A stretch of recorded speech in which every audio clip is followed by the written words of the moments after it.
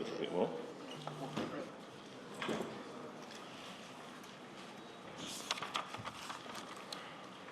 Madam Speaker, I start my presentation with my mask on. I don't intend to wear it through the entire presentation, but just as a symbolic reminder that even though we are seeing vaccines arrive, that we are not at the end of the pandemic. So we still have to maintain the infection prevention and control protocols. Madam Speaker, members of this Honorable House, Jamaicans and friends joining us locally and overseas, I rise to address the nation in this budget debate for a sixth time as Prime Minister.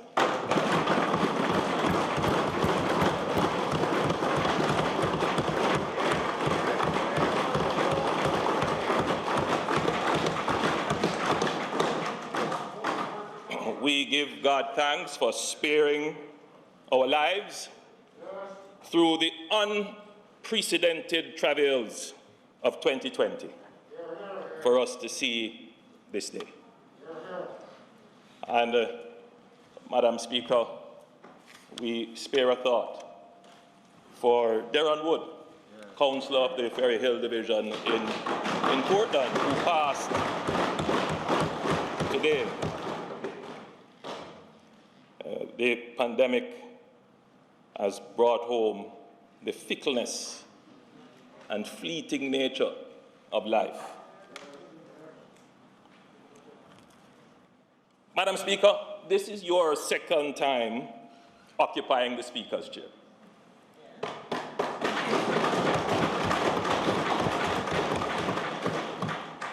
The Leader of the Opposition tells me that you are even-handed and judicious in the management of the proceedings of the House.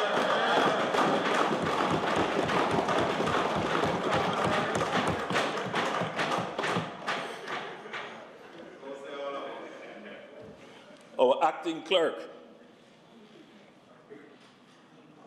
Ms. Valerie Curtis, is deserving of acknowledgement,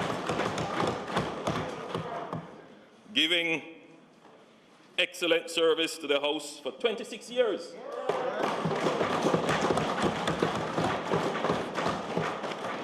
Parliament is attracting more women into the House.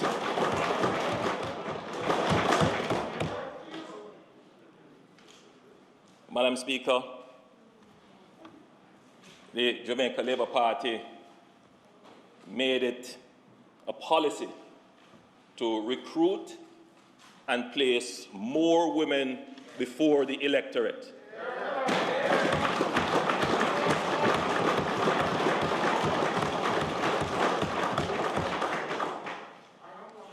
And the electorate obviously has approved.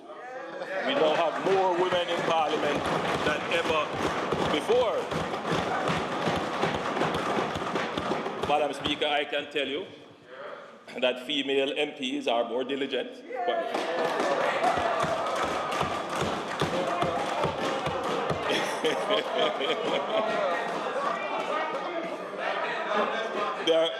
They are compassionate and patient. And they are more organized. I can tell you that because my wife is one of them.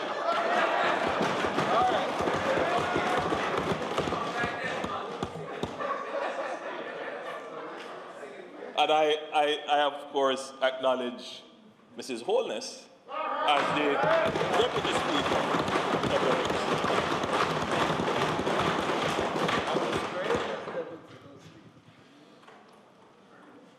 And of course, how can I forget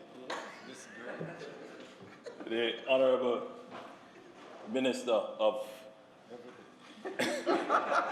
Gender, Culture, Entertainment and Sports, who is the Deputy Leader of Government Business in the House.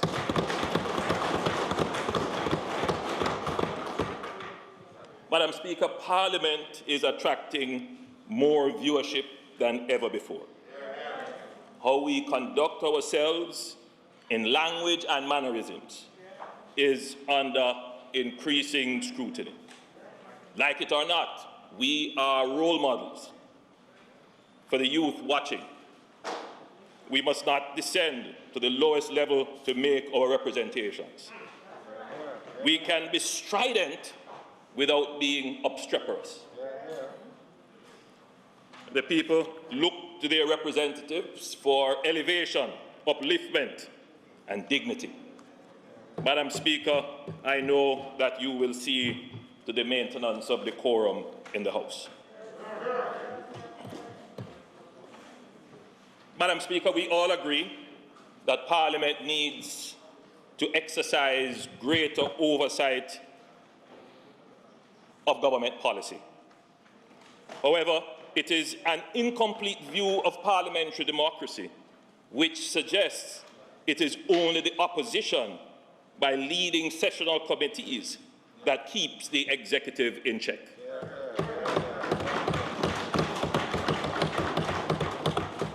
The backbench has an important role to play in leading the charge for oversight, particularly on the achievement of policy goals and targets in public bodies and agencies.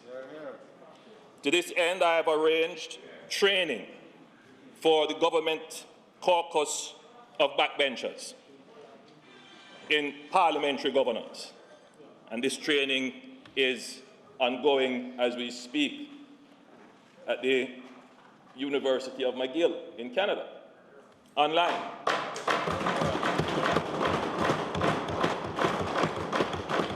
To be clear, this is not from government resources. This is our internal initiative to ensure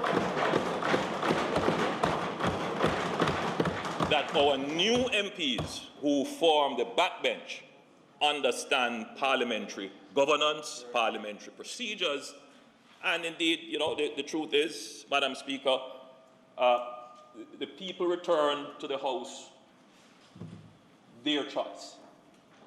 But it is not always the case that their choice would have all the skills at the outset to carry this job through. The general public may believe that we just come here every day and bang desks. No. You have to be able to read a financial statement. You should be able to go through a policy and figure out whether the policy is equitable, whether the policy was well researched. Madam Speaker, you should be able to prepare a presentation. You have to be able to write projects and make representation for those projects. So the job of an MP is not one that should be looked down on and thought of as, you know, we're here behaving boisterously. There is serious work to be done. And the point of fact is that, you know, the Parliament as it is now structured, and I'm certain the opposition will agree with this, it's just not sufficient to carry out the level of work that is required. So, Madam Speaker, it is evident that with 16 sessional committees and several ad hoc committees, this building does not have the facility to properly accommodate a fully functioning parliamentary committee system. Neither does the Parliament have the administrative capacity to support multiple committees meeting simultaneously. Nevertheless, the business of the nation cannot be stalled. Committees that are empaneled under the standing orders must start working on their subject matter and review materials even if they don't have hearings. By the end of June, I am mandating that all sessional committees must have at least one meeting, whether in person or virtually, given the COVID constraints. I've also tasked the leader of government business, who now has parliamentary affairs attached to his portfolio, to immediately and expeditiously undertake a comprehensive review of the system of sessional committees and make recommendations as to the resources needed to improve their effective functioning in the short term. Madam Speaker, I'm pleased to report that detailed designs and drawings of the new Parliament are complete.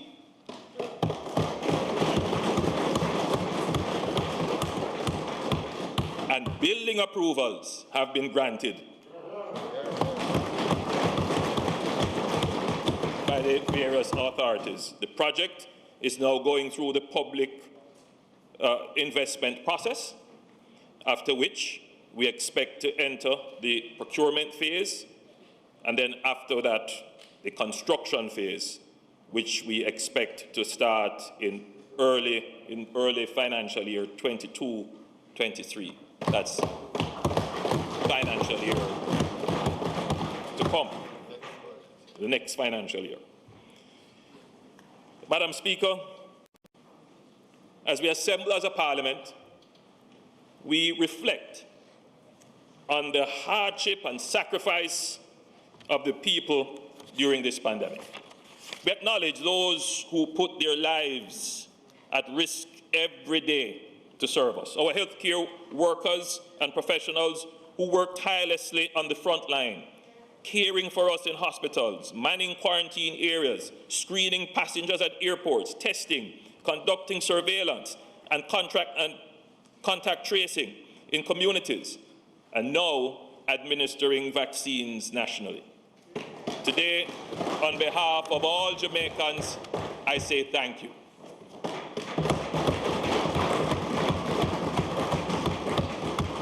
It is appropriate to acknowledge the Jamaican diaspora, many of whom are watching online from all over the world.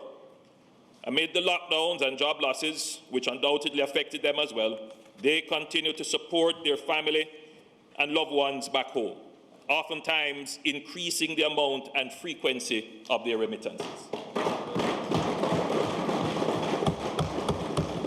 Madam Speaker, I want to acknowledge the work and partnership of the Jamaican private sector during the pandemic. Corporate entities have foregone the benefit of the removal of the asset tax. Some have put in place various deferral and relief programs for customers. Others have made significant cash and kind contributions to various efforts. They have given up their time and effort working side by side with government officials on numerous ad hoc and established committees, such as the COVID-19 Economic Recovery Task Force, developing and deploying various solutions and policy initiatives. However, we must never forget the hundreds of regular businesses, small businesses, who have kept their staff on payroll, even as economic activity has fallen. This has kept thousands going during this difficult time. Madam Speaker, just to depart from my script briefly, to associate with a point raised by the leader of the opposition about inequality in Jamaica. Inequality is far too high. The challenge, obviously, is historical.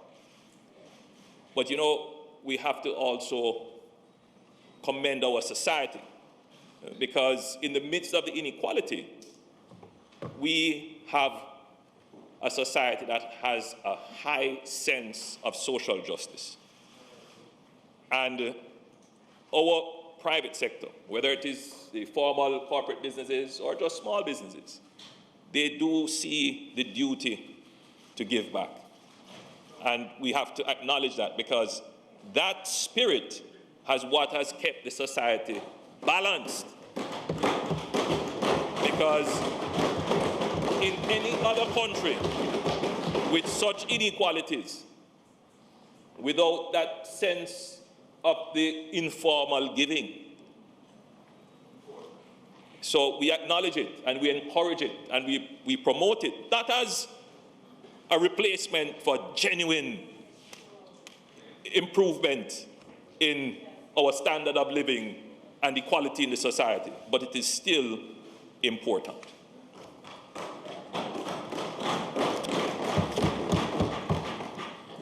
Madam Speaker, I wish to thank the hundreds of thousands of members of the church community and the leadership of the church who have been very understanding of the necessity of the measures that have affected how they worship. Most established churches have exhibited a high level of compliance. Undoubtedly, there have been some smaller congregations and independent clergy who have at times disregarded protocols. However, in general, the churches, and in particular the established leadership bodies, have been very willing partners in managing in one area of Jamaican life that accounts for significant gatherings every Sabbath and every Sunday.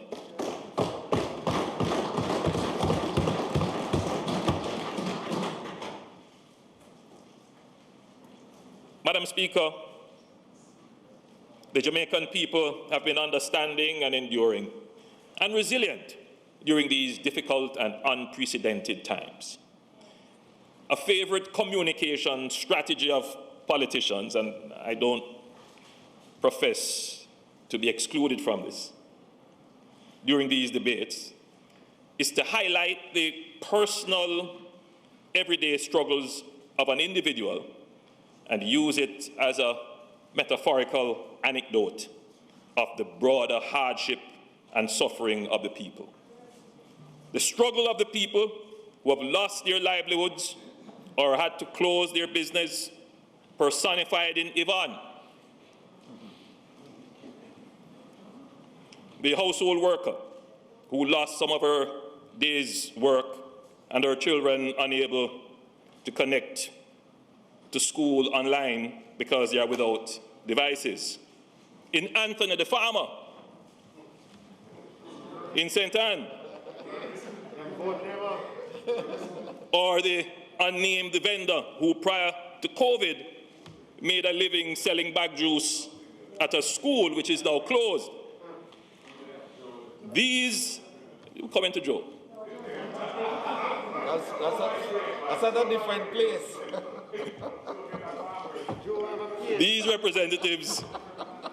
These representative stories must be told. They must be told. And be debated in this forum. Indeed, we must never forget the poor and the marginalized.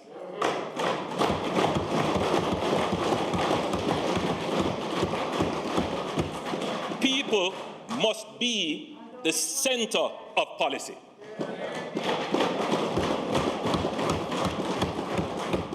It is important that our constituents understand that we are aware and we understand the struggles they face, which are now made worse by the pandemic. However, politicians should do more than just playing politics with poverty. Parliament must do more than just talking about the struggles of the poor. Governments should not add to the burdens and struggles of the people because of bad policy and maladministration. For decades, the struggling people of Jamaica tuned into these budget debates with great trepidation and fear that a new set of taxes will be added onto their basket of burdens. Madam Speaker, it gives me great pleasure to say that this administration has not added to the tax burden of the people.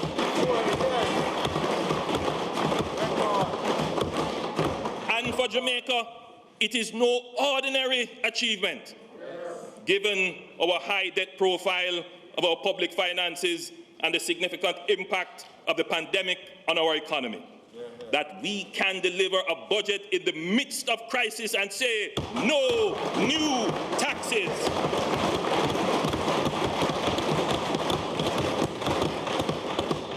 But, Madam Speaker, more than no new taxes is the fact that we have been able to say we are giving back taxes to the people, making their burdens lighter.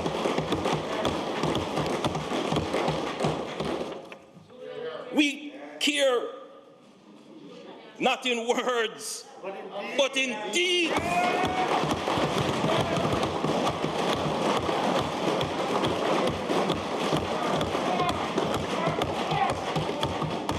We have instituted the largest emergency social support program in the history of Jamaica, the We Care program.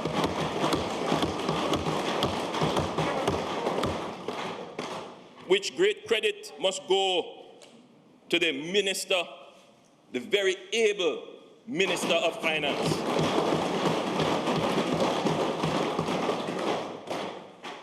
Which last year gave over $10 billion of direct cash support in a structured and accountable way to persons who lost income and livelihoods or who were otherwise economically vulnerable. And in this budget, we have continued the We Care program with $8.1 billion in various targeted cash givebacks and support modalities.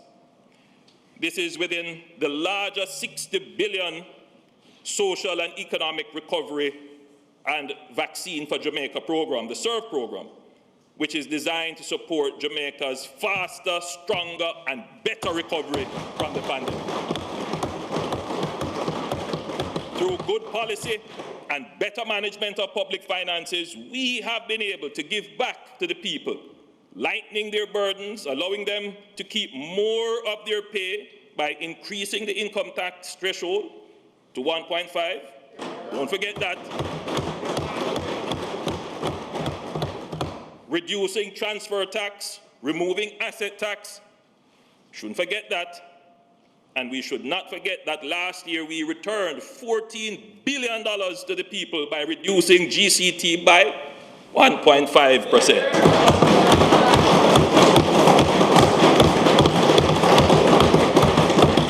For the first time in a long time, Anthony the farmer and Yvonne the day's worker did not have to worry that their government would cost them more and increase their burdens. As bad as things have been during the pandemic, Miss Dorothy, the retired midwife, Marlon, the taximan, and Valerie, the room attendant at the hotel, knows that we are right there with them in the struggle, making the burden lighter, not just talking about our professed love for the poor, but demonstrating meaningful care and tangible solidarity with the hard-working people of this country who fight the good struggle every day to achieve their prosperity. Madam Speaker, the narrative of those who would seek to use poverty for political gains assert that nothing is happening in Jamaica, no progress is being made in the perpetual struggle of the masses for economic freedom and development. This is not the case. In the last survey of living conditions, 2018 recorded a poverty rate of 12.6%, a decline of 6.7 percentage points. And the lowest rate recorded since 2008. Yes. Today, as presented in the budget, every Jamaican is reaping the dividends of sacrifices made since 2009 and the commitment to fiscal discipline and strong public administration. Jamaica today is in a far better place than we were 10 years ago. And while we must admit that at the individual level, the feeling of progress may not be evenly experienced. And this is part of the perpetual struggle for personal prosperity. We encourage people to stay in the fight. You know, the leader of the opposition read out a very well-written letter of a young lady, you know, who was a WhatsApp. And very touching, and I get my fair share of those. We all do. And I would say to the leader of the opposition, encourage her not to give up. Help her.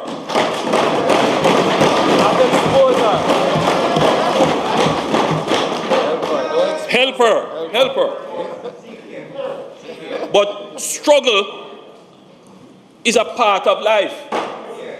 See, the problem is, Madam Speaker, is that we confuse struggle with suffering. And once you start to do that, then the business of self-pity come in. Yes, defining me as a I struggle every day. yes. It's a good struggle. We're struggling to overcome. But not a sufferer. So yes, we are not mentality. all equal. But we are never stopping our aspiration. We are never stopping our ambition. And we are never going to give up on life.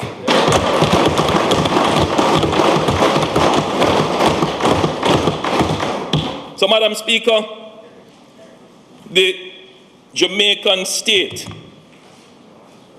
is in a far better position today than 10 years ago. And that is demonstrated in our ability that even in a pandemic, that we can give cash transfers. We can make real social investment in education, health, housing, and security. Something that would be unheard of before.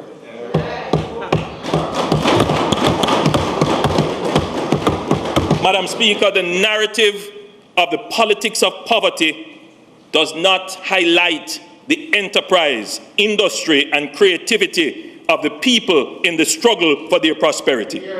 It strips the people of their agency, their right, independence, responsibility, and desire to find solutions to their own problems and overcome in the struggle of life.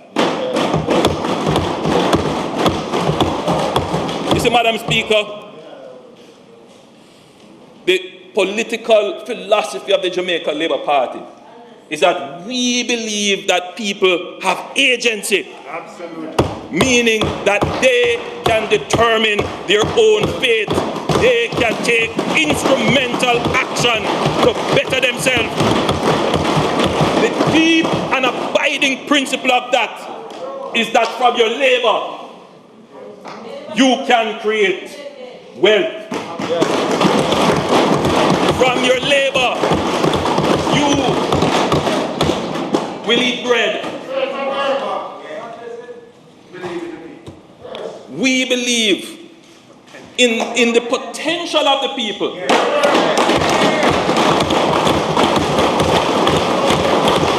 Our job is not to share up the wealth and give it to them. Our job is to help them to create the wealth for themselves.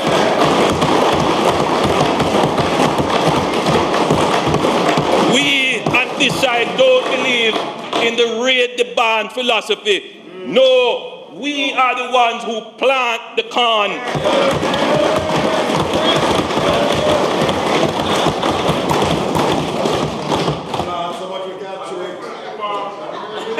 Madam Speaker, the politics of poverty portrays our people as helpless, hopeless, and hapless, just waiting for government or some foreign entity, some external entity to provide the solution.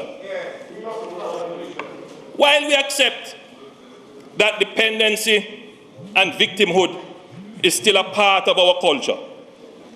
Most Jamaicans are ambitious, some overly ambitious, and are not waiting on the government to find solutions. They are creative, and they are finding solutions to their own problems. They are finding ways to adapt and bridge gaps. Like Karen King, principal of the Little Bay Primary School in Westmoreland, who ensured that his students in remote areas had access to lessons by personally delivering and collecting, sometimes on the back of a motorcycle, specially printed worksheets. Like Tanika McCoy Phipps, a teacher at Union Gardens Primary that I believe is in the constituency of Southwest, St. Andrew. You know, she was a particularly touching story. I met with her.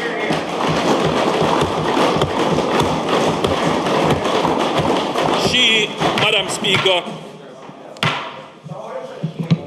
Prime Minister's time for speaking has expired. Madam Speaker, I beg to move that the Prime Minister's time be extended sufficiently for him to complete the presentation today. May it please you, Madam Speaker. The question is that the Prime Minister's time be extended sufficiently to allow him to complete his presentation. Those in favor?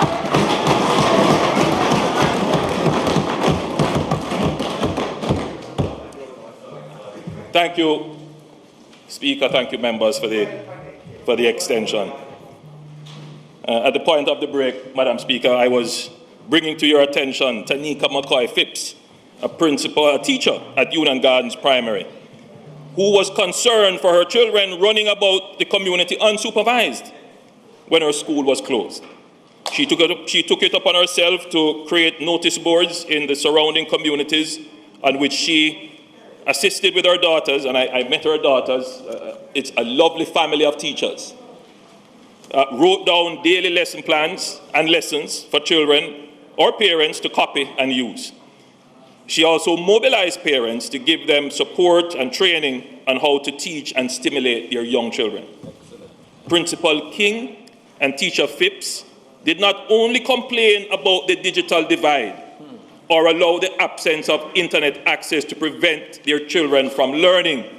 They took responsibility, exercised agency, and independently developed and executed solutions. Hundreds of thousands of Jamaicans are doing that every day in their own little way.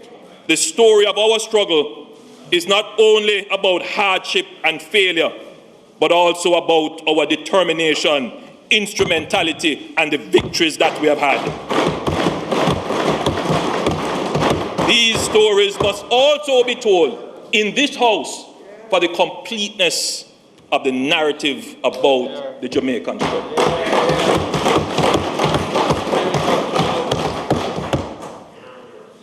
Madam Speaker, the COVID pandemic has had a profoundly negative impact on our economy. We have lost 511 lives.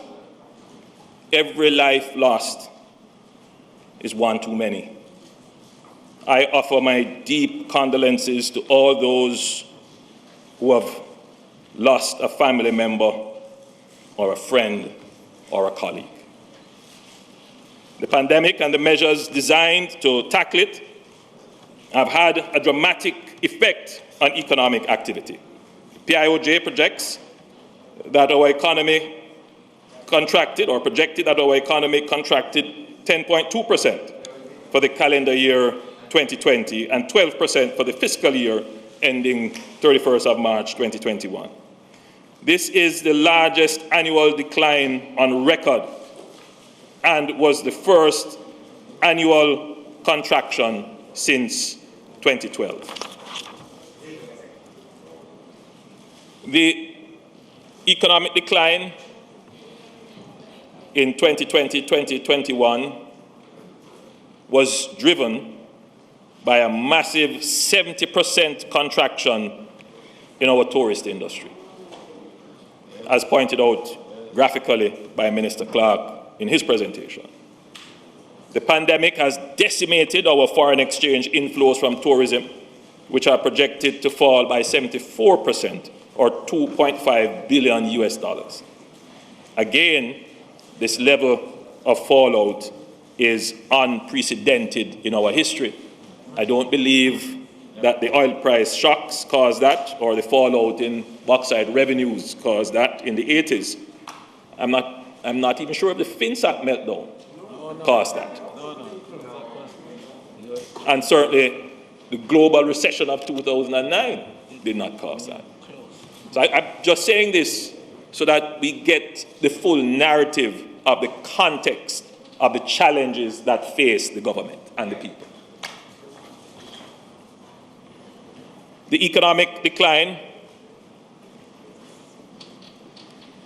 has also resulted in a massive fallout in government revenues to the tune of $70 billion, or 12% as compared to the previous fiscal year. $70 billion. That's what we are, just little under what we are spending on the Jamaica Serve program. We have lost all of that, but we are still spending. At the same time, expenditures increased. Approximately $40 billion was spent by central government on the CARE program. Health expenditure, support for public bodies affected by pandemic, and incremental compensation expenditures, particularly in health and security. This $40 billion does not include the expenditures on programs implemented by the NHT and other public bodies to help cushion the impact of the pandemic. Madam Speaker, in relation to the CARE program, the speed of the response is worth noting. Literally 14 days after Jamaica had its first case of COVID-19, this program was announced.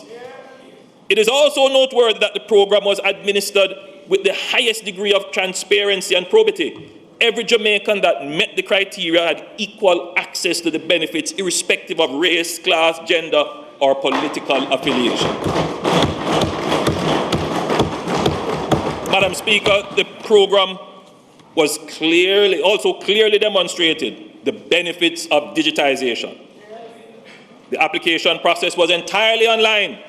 Over 400,000 Jamaicans applied from their mobile phones, tablets, or computers. And I know many of us in here became digital literacy teachers. Madam Speaker, no previous administration in Jamaica has ever faced a health and an economic crisis of this magnitude, and at the same time. These crises have tested our mettle as a government and as a people, but we have shown courage, dexterity in management, and incredible resilience, of which we can justly be proud as a country. I am confident that we will recover faster, stronger, and better than before. Madam Speaker, despite the pandemic, the construction sector has grown.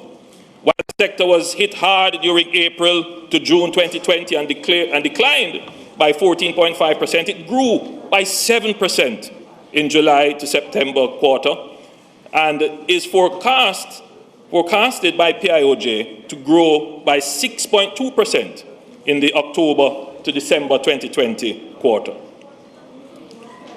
More new companies and new businesses were registered in the 2021 financial year than ever before in our history. And this says something about what is happening with small businesses and people seeking to formalize themselves in the economy. The unemployment rate, which had moved from a low of 7.2% in October 2019 to 12.7% in July 2020, has already started to decline to 10.7% as at October 2020. Good sign. Still very high, but Madam Speaker, trending in the right direction.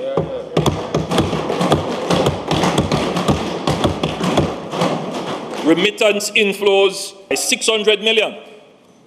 a 23% increase over the previous year, and Minister Clark explained that. Our current account deficit is estimated to be flat at 1.7% of GDP for 2020-2021 versus 1.6% of GDP in 2019-2020.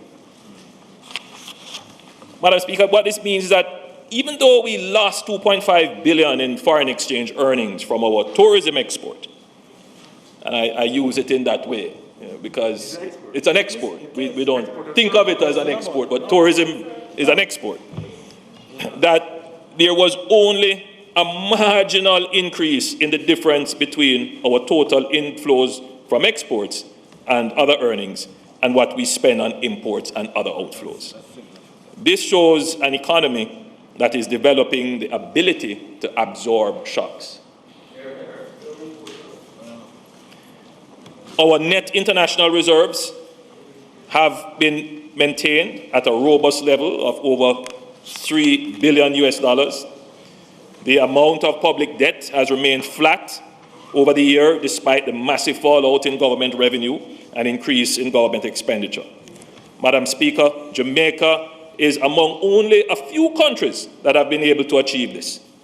Governments globally issued a record $16.3 trillion in new debt in 2020 and are expected to borrow another $12.6 trillion US this year.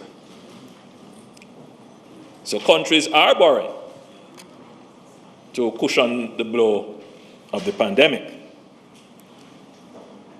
The question is, should Jamaica borrow? And I'll come to that.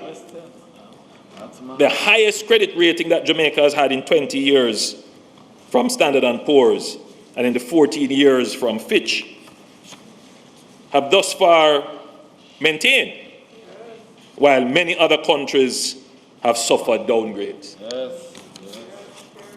The two things don't work together. Increasing your debt and maintaining your ratings. It is a dangerous path to suggest. Madam Speaker, maintaining our macroeconomic stability and debt sustainability in the face of the most severe health and economic crisis the world has ever seen in nearly 100 years did not happen by chance. We were able to do this because our buffers that we had built up over prudent fiscal management over a number of years, those buffers gave us the cushion. We opened the 2020-2021 fiscal year with cash reserves of approximately $90 billion. When the COVID-19 pandemic came, we were able to finance a 3.5% fiscal deficit with our nominal debt virtually flat.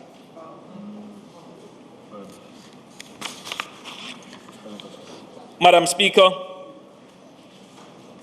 as there has been quite a lot of misinformation in the public domain regarding devaluation of the currency, let us examine, and I invite members and those listening to look at this simply illustrated chart. Let us examine the exchange rate data going back to the year of my birth, 1972, across different political administration. The analysis shows that the annual percentage devaluation over the last 5 years is 3.8% over the term of this administration. It was more than 2 times higher at 8.5% in the previous administration. So for us, for this administration, 3.8%. That's the magnitude of the devaluation. In the previous administration, the PNP administration, 8.5%. Over the past 5 years of this administration, the rate of devaluation is the lowest of any administration since 1972.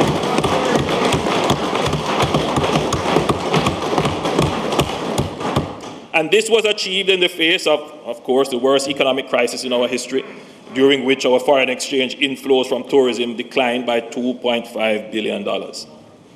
Madam Speaker, the leader of the opposition stated that the profits of the Bank of Jamaica, which will be paid as dividends of 33 billion Jamaican dollars to the consolidated fund for the benefit of the people of Jamaica, arose mainly as a result of devaluation of the currency. Madam Speaker, there was 40.7% devaluation of the currency under the previous administration, the PNP administration. Between 1989 and 2007, the Jamaican dollar went from $5.51 to $70.41 to a US dollar, a 1,178% devaluation, representing an average devaluation rate of 15% yearly. This means that the Bank of Jamaica, during their time,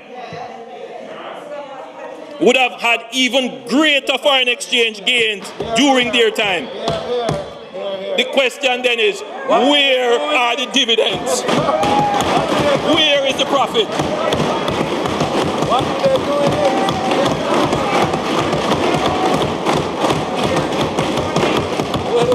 The leader of the opposition said it is a tax. The devaluation is a tax. Why is that we drop the big tax on the people? It's you have been taxing the people.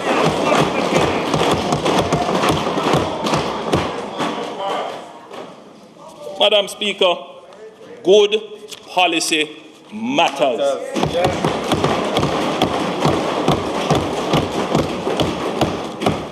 Madam Speaker, I have heard the calls from the opposition for the government to spend a further $21.3 billion. And calls from other quarters are for the government to spend an additional $40 billion on various social support programs. If we had the revenues and our debt to GDP ratio was low, of course we would go deeper into a counter-cyclical spending program to stimulate the economy and give further cushion to the vulnerable. To be clear, we have suspended our fiscal targets and adjusted our primary surplus to allow for the expenditure of the $60 billion under the social and economic recovery and vaccines for Jamaica program, SERVE program. This, however, is the maximum we can do without throwing us back into a debt trap, especially when our debt is already too high to begin with. What is being proposed by the opposition is that we borrow more in order to pay our interest costs. In other words, forget about the 10 years of sacrifice. Forget about the fiscal discipline that we all agree to. And what is a little bit confusing is that when we came and explained that we are doing this with great reluctance, but we had to do it, on this side, there was some disagreement that we shouldn't. And then now I'm hearing the opposite, that not only should we just tweak it, we should just throw away any prudence with the rule. So, conflicting message. But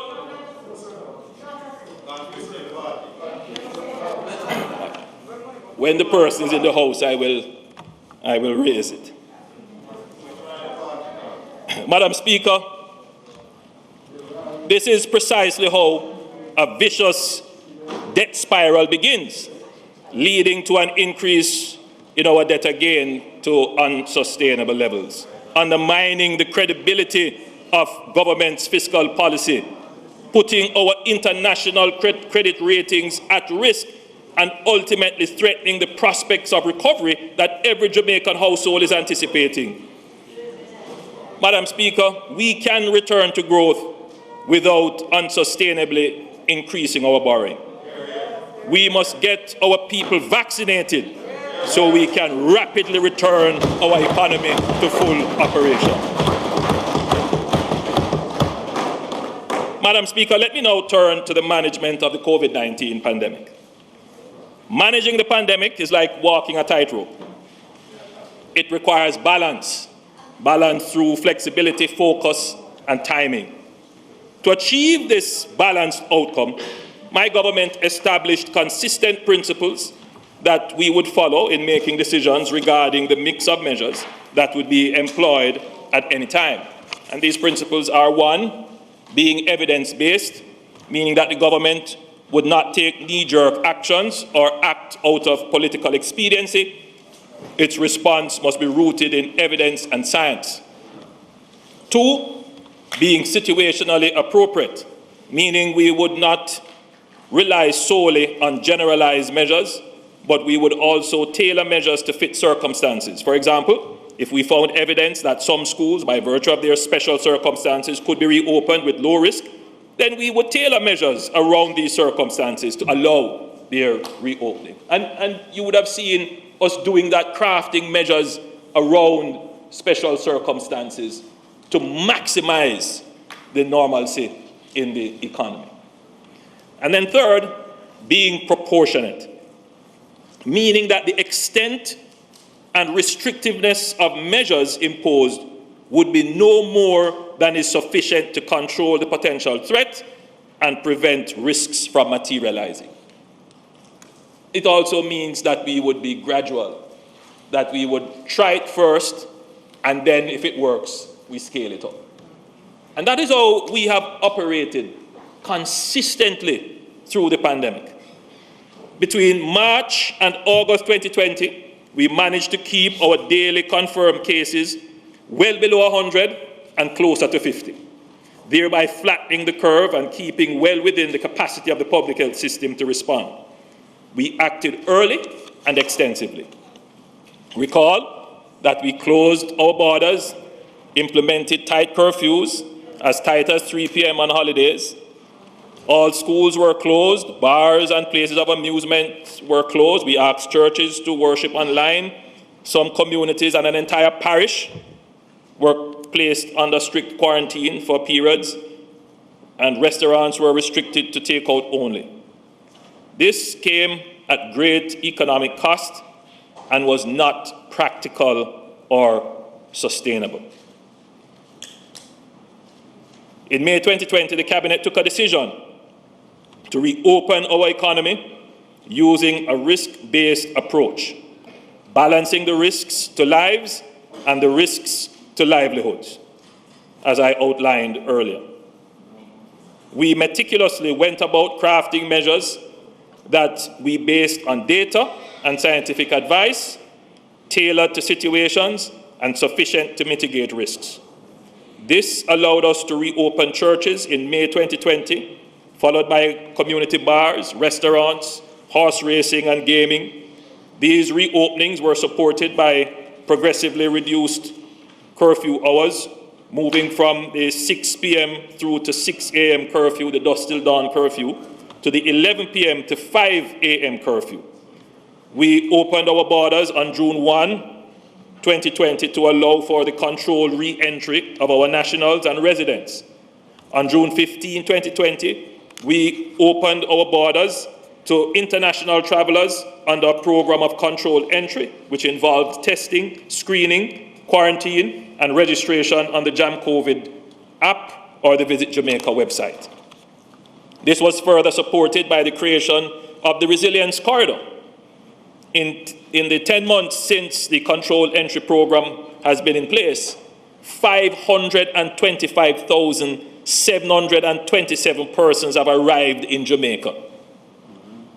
117,569 are residents, and 408,727 are visitors, including business travelers and tourists. We, Madam Speaker, we had to do this. Had we not done this, the fallout in tourism revenues would have been 100% instead of 75%. The little uptick that you're seeing in employment, it would be going in the wrong direction.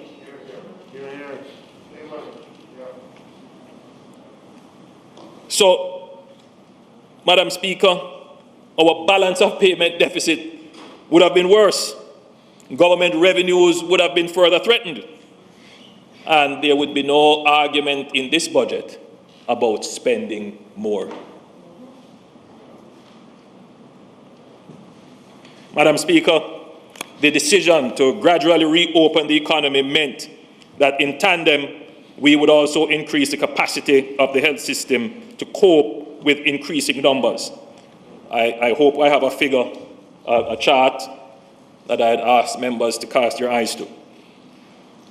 It can be seen that in March 2020, before the first case, we started with an initial bed capacity of 15 and increased that rapidly to 150. We continued to gradually increase capacity until September 2020, when our COVID reserved beds went up to approximately 350. In March 2021, we again almost doubled capacity to now having 600 beds designated to the treatment of COVID patients. Madam Speaker, for almost a year, and you can see it there on the graph where the blue represents the daily cases and the orange line representing the number of beds available at any one time. For almost a year, we kept our hospitalization curve, that is the blue, below our bed capacity, which was always the strategic plan of the government. Flatten the curve and protect the healthcare system. And we did that. Upon entering community spread in September 2020, the second wave of increased hospitalization followed. And we came close to exhausting capacity, but it did not overwhelm us, as you can see, there between September and October and November. We had an increase in October, but it petered out because of measures that we had put in place. We reinstated tighter measures, which reduced infections and stabilized the number of hospitalizations to well below capacity. We managed to maintain this position through Christmas and up to the first week of February. We are now experiencing a third wave of increasing infection spread, which is much larger than before and more dangerous in terms of the threat to life because of the associated hospitalization numbers. Hospitalization now exceeds bed capacity by as much as 15% in some instances. This means that someone who needs to be taken into a ward may not have a bed readily available and may have to wait. This places great stress on our already overburdened doctors and nurses. It potentially could impact the mortality rate. More persons could die. Madam Speaker, the current set of measures expire on the 22nd of this month. With hospitalization numbers continuing to exceed capacity, daily positivity rate in the range of 30%, and our estimated infection reproduction rate continuing above 1, I will be announcing a new set of stronger measures designed to protect our healthcare system and save lives in the short term, which eventually protects and preserves our economy and livelihoods in the long term.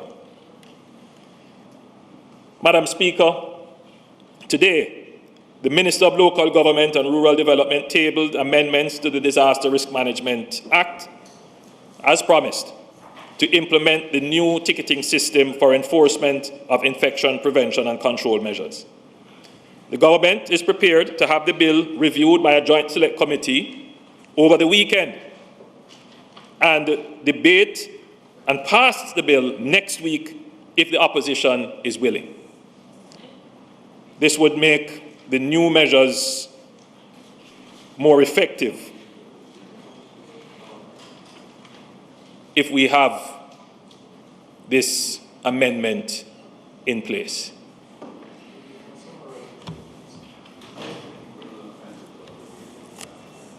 Madam Speaker, not only did we increase bed capacity, we also invested in our testing and scientific analysis capabilities during the pandemic.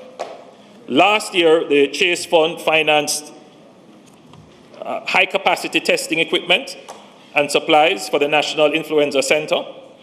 This equipment significantly enhanced the country's capacity to test for COVID-19 and other viruses, and to quickly and accurately turn around the results. And this is partially a part of the reason why you would have seen the increase in testing.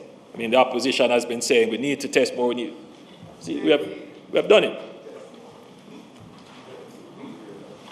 But as you know, there comes a point where no matter how much more you test, the results are going to be the same. Viruses are constantly changing, leading to the emergence of new variants that may have different characteristics. Since late 2020, multiple variants of the SARS-CoV-2 have been detected, and some variants may be easier to transmit and cause more severe disease. Earlier this year, we sent several samples for testing to a regional facility to determine whether the UK variant is present in Jamaica. The results took an extended time to be delivered. Jamaica must have the instant capability to determine the variants of viruses present in our population as part of our routine public health surveillance.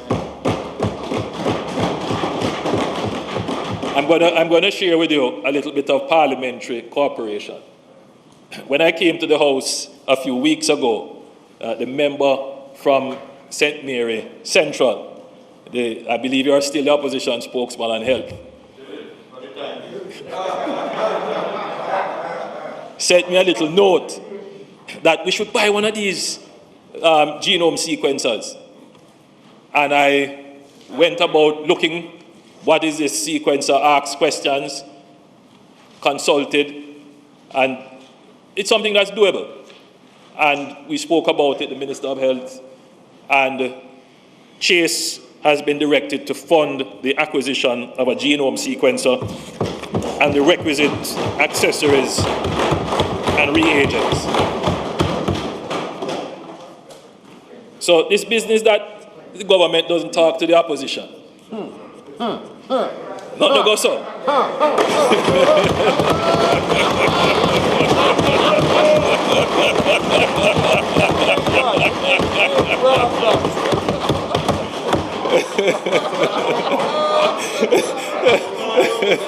We will take guidance, we will take advice.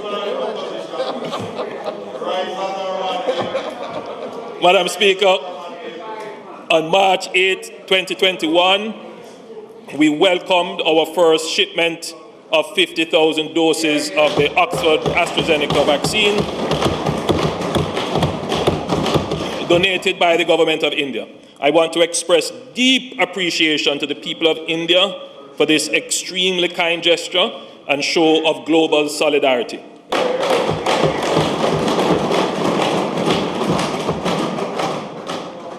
Madam Speaker, later I will express my gratitude to Prime Minister Modi. On March 15, 2021, Jamaica became the first country in the region to receive supplies of 14,400 doses of the Oxford AstraZeneca vaccine from the COVAX facility.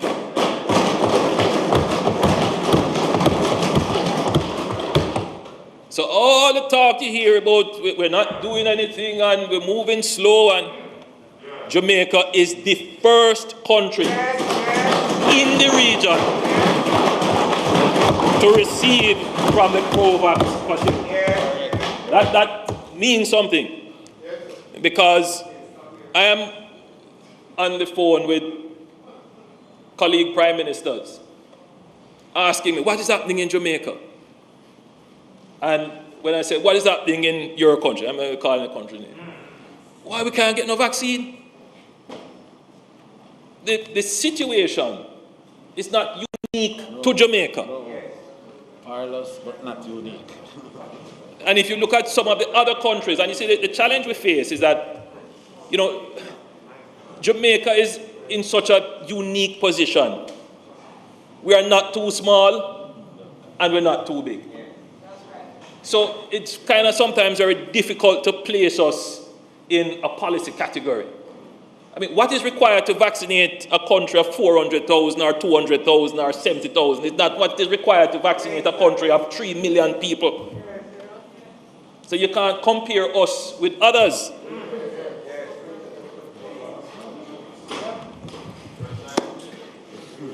Anyway, thankfully, these vaccines are now being administered across the island according to the established priority groups published by the Ministry of Health. Madam Speaker, with only 64,400 doses of the vaccine in hand and a second dose required for full effectiveness, we must be very strategic and fair in how we distribute the vaccines.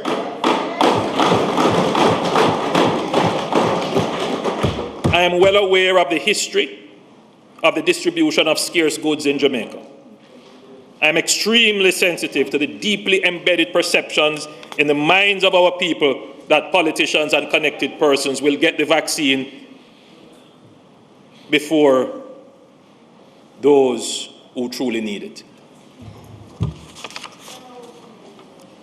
I'm also sensitive to the cause that the national leaders should take the vaccine first as a sign of reassurance that they have confidence in the medicine that we are asking you to take. Indeed, the leader of the opposition will confirm that I extended an invitation to him to receive the vaccine with me and other national leaders immediately as the vaccines were ready to be administered after arrival. And I believe we had agreement. Madam Speaker, later that night, I received several calls, including from leading health professionals, and I'm not saying that the leader of the opposition is in fact those two separate things, but I've received two separate things, and I'm sure you received those calls as well. People saying, disagreeing vehemently that young, fit politicians should not get the vaccine before elderly people.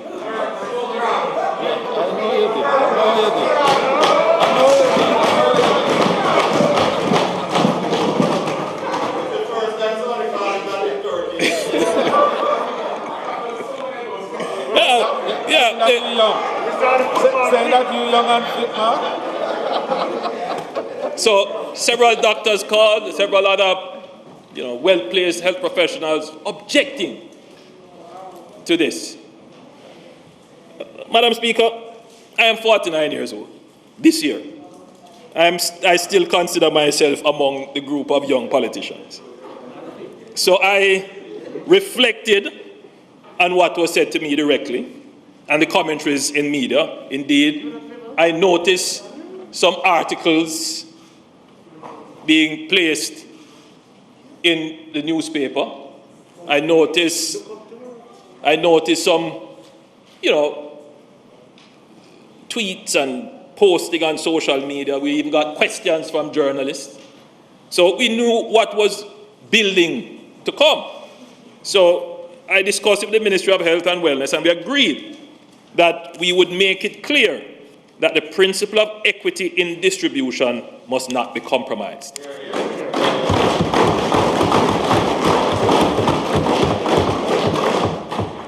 Given that there is more than enough demand for the 64,000 doses of the vaccines on hand presently, The important assurance and example then must be that the vaccines will be equitably distributed. And not just equitably, but orderly and strategically to protect the healthcare system, reduce hospitalization, and reduce deaths among vulnerable population. Already, Minister of Health, how many persons have been vaccinated already? Over 17,000. I had 16. I had 16 in my speech, but I figured that by the time I'm speaking, you would be at over. So 17,000 plus healthcare workers, elderly, and security forces have been vaccinated. That supply, in a matter of weeks, is going to be depleted. So, with a limited supply of vaccines, the first group to be inoculated should be our healthcare workers.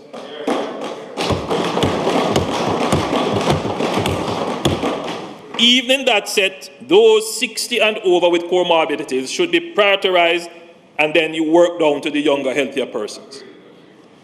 Getting healthcare workers vaccinated first ensures that the health system can continue to serve the population with less worry for personal exposure and loss of capacity due to illness and death. And Madam Speaker, I pause here, as the Leader of the Opposition did, to recognize our debt of gratitude to the healthcare workers, those who have lost their lives.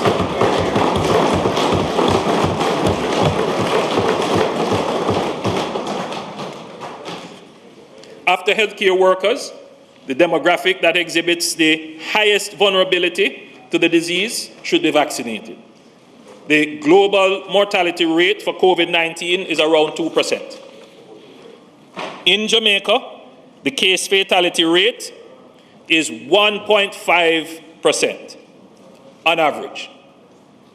However, 3.7% of those who contract the disease in the age group 60 to 69 have died, and they account for 20.9% of all deaths. 7.3% of persons who contract the disease in the age group 70 to 79 have died, and they account for 24.5% of all deaths.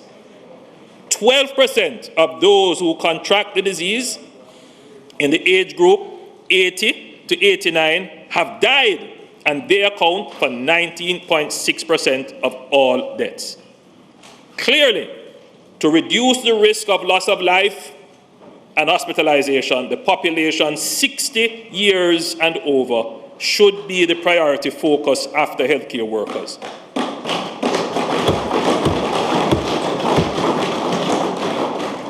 For those who harbor fears of the vaccine, the case fatality statistics speak for themselves.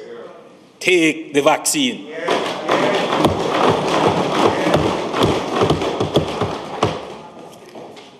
Madam Speaker, I intend to get vaccinated. But like the Leader of the Opposition said in his presentation, I will wait my turn, in keeping with the prioritization order set. Some public officials, including ministers and MPs in the 60 and over age group, have been vaccinated. I will be taking my vaccination along, and some members of Parliament have been vaccinated too. Yeah. I will be taking my vaccination, and the Leader of the Opposition is welcome to join me, because that is the group with what is called the frontline public sector workers and government officials. So what that group is, and there was some confusion about that, 5,900 persons thereabout. So that group involves those persons who are considered frontline in the public sector. Who are these persons? They are the receptionists, they are the drivers, they are the bearers, they are the cashiers, they are the persons who do precisely. The persons who are customer facing. Why? Simple reason. Science, good science behind it. These people cannot work from home. And they don't have a choice. They have to come to work, and they have to serve the public. So you want to get them inoculated first.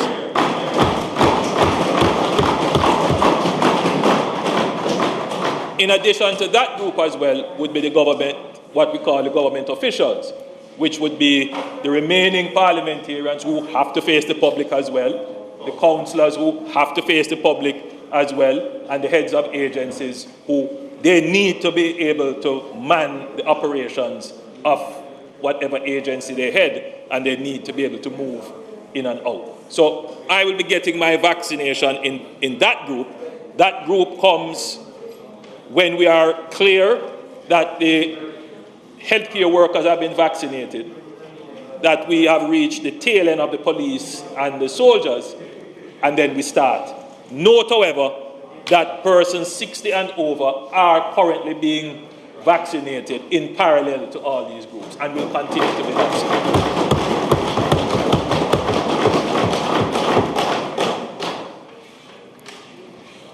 Madam Speaker, I will have some more to say about how the vaccines should be managed and the rules around it. I saw one report about theft. I haven't been able to confirm whether or not this is so, but we are going to ensure that the vaccines are properly managed, because these are not, they are not all gifts. This is and even if they are gifts, even more reason why we have to make sure that they are properly managed. Yes. Madam Speaker, there is a global shortage of vaccine. Production capacity has not yet caught up with demand, and the capacity that exists has been reserved by rich countries. We have commitments by virtue of our participation in the global COVAX facility and the African Medical Supplies Platform. However, we are always mindful that the supply situation is dynamic and may change suddenly. Jamaica is also pursuing both bilateral and commercial options to acquire vaccines. Orders that have been negotiated require lead time of several weeks to be delivered, and the situation here is even more uncertain. However, we expect to continue receiving small amounts, but sufficient supplies to keep our vaccination program active.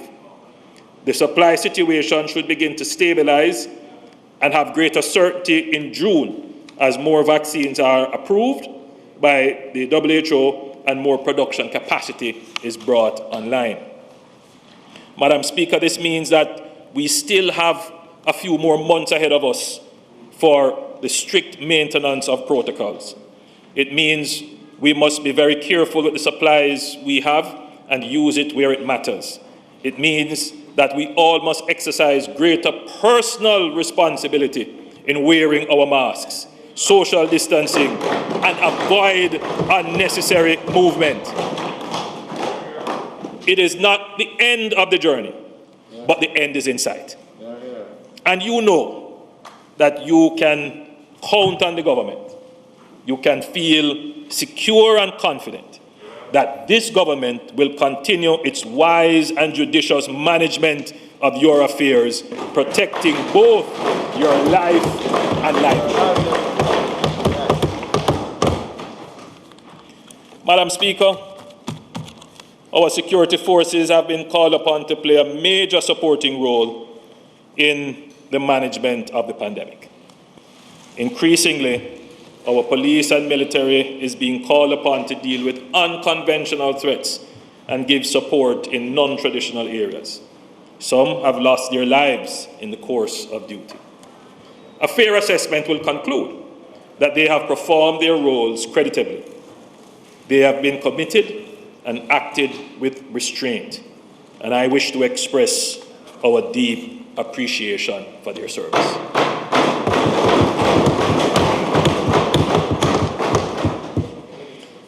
Madam Speaker, the most pressing matter of concern for most Jamaicans regarding our sense of security is the murder rate and its increasing intractable nature.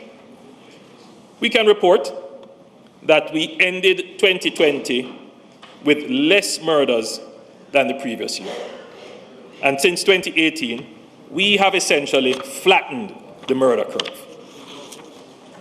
There is no doubt that our use of the states of public emergency have worked to reduce murders and shootings wherever they have been deployed. I remain proud of the fact that this administration was able to deploy and implement a framework to enable our security forces to use extraordinary powers and enhanced measures without doing violence to any citizen or resulting in the death of any citizen. Of greater importance is that the public views the SOEs as an effective tool in improving their security and safety. Madam Speaker, there are legal questions raised about the use of the SOEs, and it is the intention of the government to have those issues resolved. The opposition and other commentators prefer the view that government is using the SOE as a crime-fighting tool. I've heard it said on many occasions. And I want the leader of the opposition to pay keen attention. I know you're listening. Keen attention to what I'm about to say. I wish to draw an important distinction that I hope will bring greater clarity to the government's approach to national security and the use of the SOEs. Madam Speaker, the levels of crimes, in particular shootings and resultant murders, are well above the norm for countries at peace, where conventional policing and law enforcement measures can be applied. There is a point where the sheer volume of murders and the gruesomeness of the incidents not only repulse and drive fear in the public, but also overwhelm the security forces and the justice system. What we really have are communities at war with each other, captured by gangs that operate like militia and led by dons who behave like warlords. When a country gets to this point, the problem is more than a crime problem, and the solution requires more than conventional policing.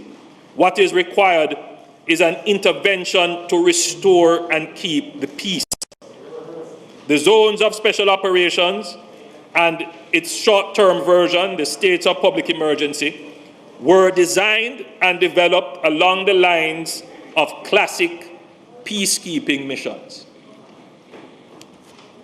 The objective was to disarm and dominate the space, control movement in and out, keep gang members out, facilitate community life and social intervention, maintain peace, and win the trust and respect of the citizens.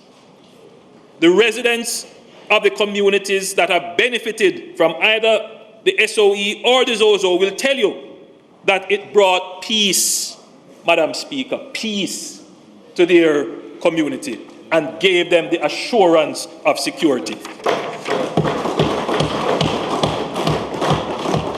So when the leader of the opposition opposes the SOEs, he's opposing an effective tool that has brought peace to communities in a structured way.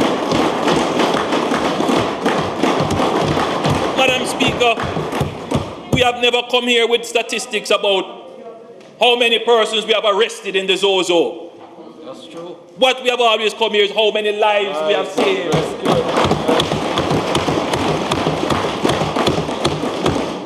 And I believe that that may be the basis of the objection. No, I'm not. What I've said is I'm making a point that I hope will clarify the government's policy. Right? So what I'm saying, Madam Speaker, is that the national conversation is still very limited in the perspective on the crime problem that we have. We are still seeing it as a police problem. The problem that we have, Madam Speaker, Leader of the Opposition, is not only a police problem. The magnitude of the problem suggests a nation at war. Yes.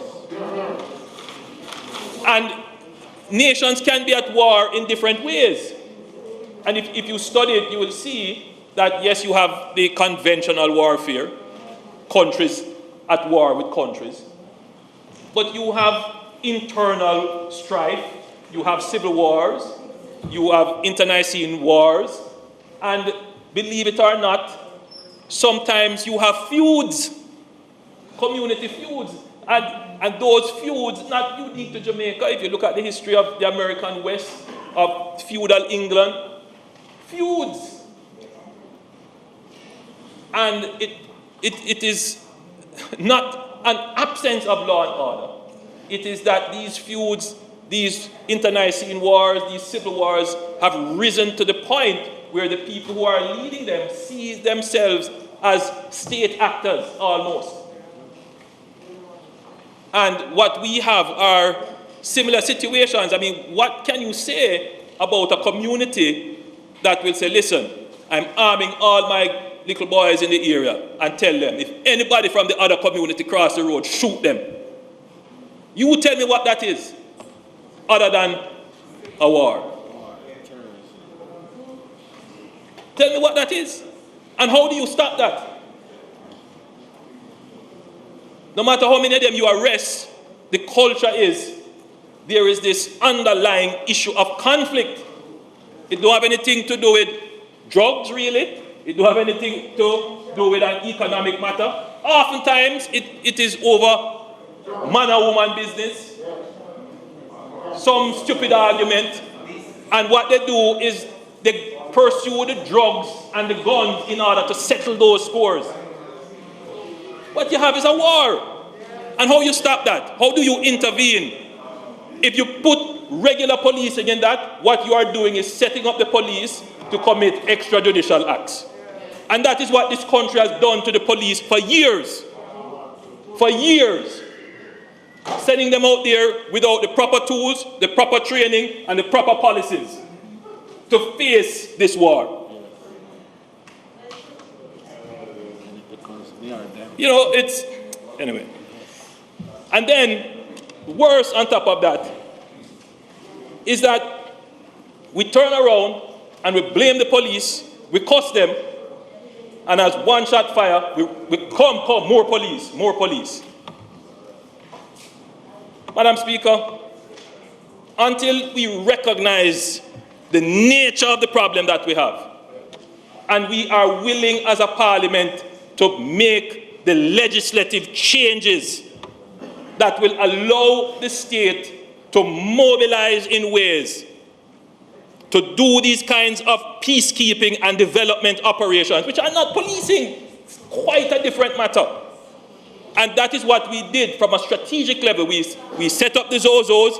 It is set up really on the line of a peacekeeping mission, to go into these communities, to remove the conflicts, the conflicting parties, without killing anybody, no loss of life, because peace, that is what you are there to defend, to allow community life to re-emerge, to support them with interventions, to disarm any combatants in the area, because that's what they are. And that is what we have done. And we have an example of it now with 4 communities. Peace. When you go into any of these communities, the people tell you, thank God. Yes. Yes. August Stone can tell you. That is true. Yes. Greenwich Farm can tell you.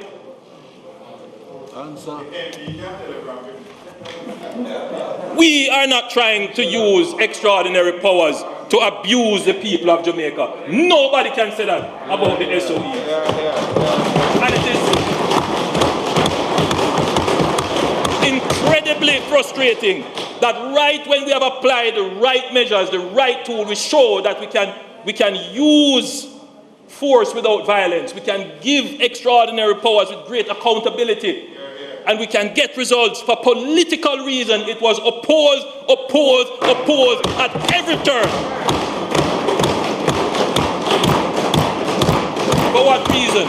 For what reason? To just come here to show a graph that say, crime went down in my time and it went up in yours. For what reason? when if it were supported right now, the entire country would have been celebrating an even deeper fall in crime. We don't have the time, we don't have the luxury. This is a national issue that cuts across all divides, and we should be united. Whenever a measure is working, let us support it. That's right. Madam Speaker, we are not deterred, however. We are not deterred.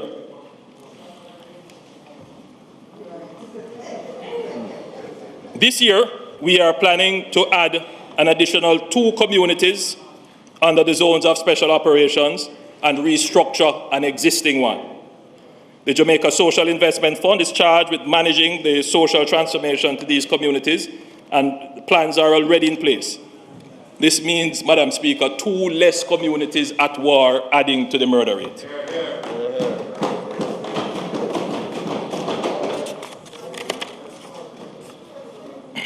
Madam Speaker, dismantling the gangs, because we hear a lot of talk, kind of talk. Sometimes I wonder if when the comments are made, if they are researched.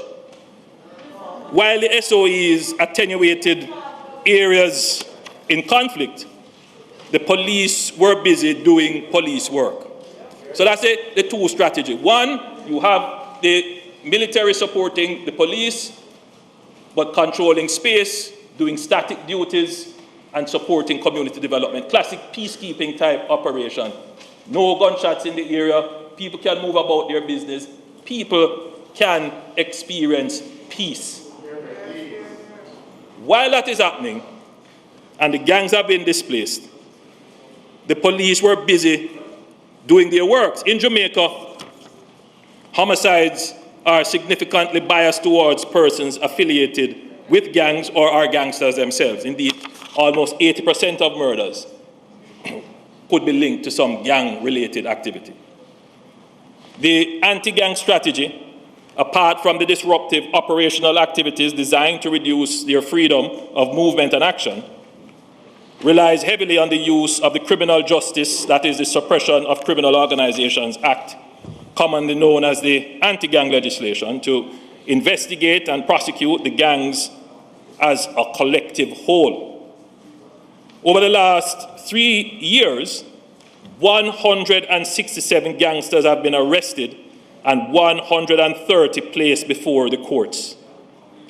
This has disrupted the activities of 10 of the major violent gangs across the island.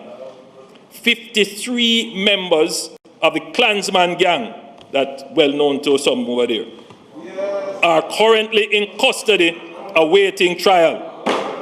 In September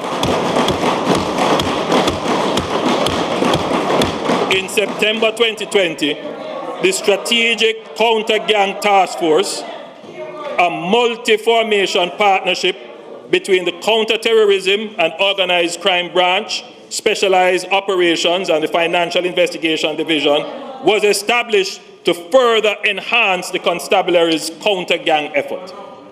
In October 2020, we obtained our first conviction of a criminal gang. The police will continue to do the meticulous investigative work necessary to build cases to dismantle all the gangs in Jamaica. The leader of the opposition talked about they're not doing any investigation. Never before in the history of the police have they done this kind of investigation. Never before. Madam Speaker, while the police enforce the anti-gang strategy, targeting gangs who perpetrate the highest levels of violence in our society, we cannot ignore the remaining attributions for murder in the country. The 20% of men, women, and children, some of whom are murdered at the hands of those known to them, their very own relatives in some instances, in a spate of domestic and interpersonal related murders. we are seeing an increasing trend of interfamilial disputes and contract killings over land, inheritance, and simple disagreements over things such as food or an animal dragging garbage onto a neighbor's property. Life is so cheap. You can pay to take it. Madam Speaker, the recognition of the importance of violence prevention in the reduction of crime and violence is important. And I recognize, Madam Speaker, that it is not just policing, it's not just peacekeeping, but there is just something gone wrong in our culture that causes us to resort to violence as the first means of resolving conflict. Something has just gone wrong with us. Madam Speaker, I have established the National Commission on Violence Prevention to study the problem of violence in Jamaica and the existing strategies being used to reduce violence, and to make realistic and attainable recommendations to specifically target attitudinal and behavioral changes in the society. The Commission will formulate and recommend to the government a 10-year plan using a public health approach to address the cultural norms of resorting to violence as a means of conflict resolution. The Commission has already begun its work and has presented its strategic plan for my approval. The government recognizes that the violence problem is not solely a police problem.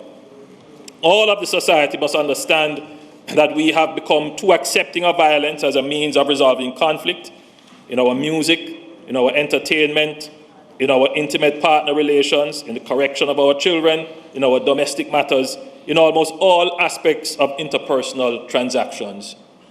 We use violence.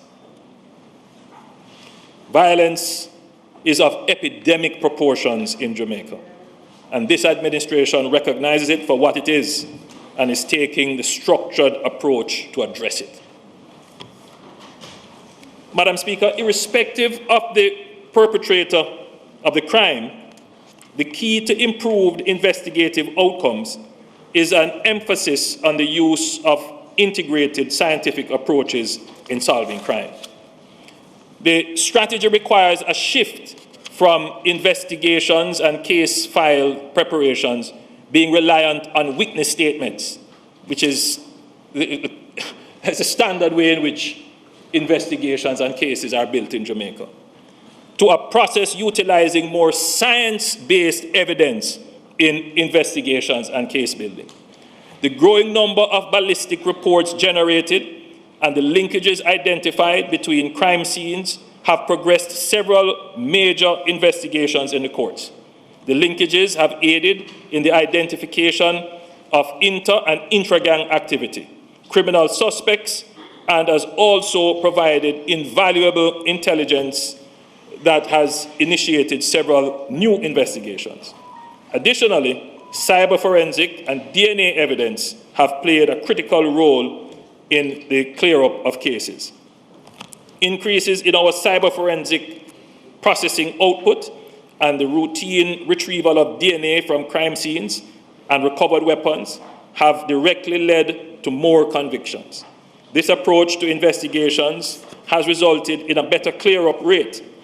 In 2020, the JCF recorded a clear-up rate of 53% compared to a clear-up rate for homicides of 39% in 2019, all because we have made a shift in investing in forensic capabilities, investing in cyber capabilities, and making the administrative change to ensure that we change the way we investigate crime and build cases.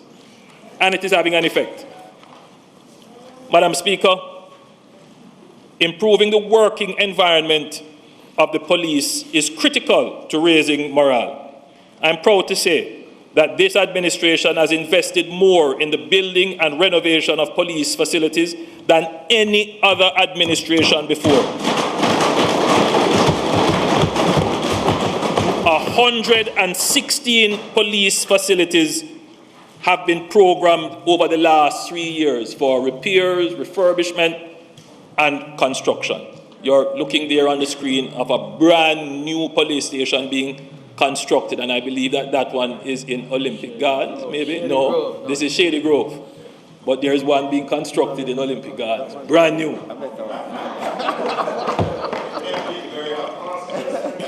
That was a promise made by a former MP on that side many years ago, and I'm just fulfilling it. The JCF has also benefited from significant investments in building a more standardized, fit-for-purpose, and newer transportation fleet in order to improve the response times to calls for service and provide greater police efficiency through the use of integrated database, fleet management, and tracking systems. Now, we talked about that for years, Madam Speaker, for years, why we don't put trackers on the car. Well, it is there now. It is there now. I'm also pleased to report that body-worn camera systems are now being rolled out in the police force. This will provide protection for members of the JCF and the public through the provision of an objective view of incidents and have a positive impact on the speed at which incidents are investigated and disposed of. Madam Speaker, this administration has taken a carefully studied and strategic approach to security and crime reduction. Our strategy is multidimensional, practical, and citizen-focused. Through our steady and deliberate efforts, we have been seeing results, and I am confident that we will overcome the crime monster in Jamaica.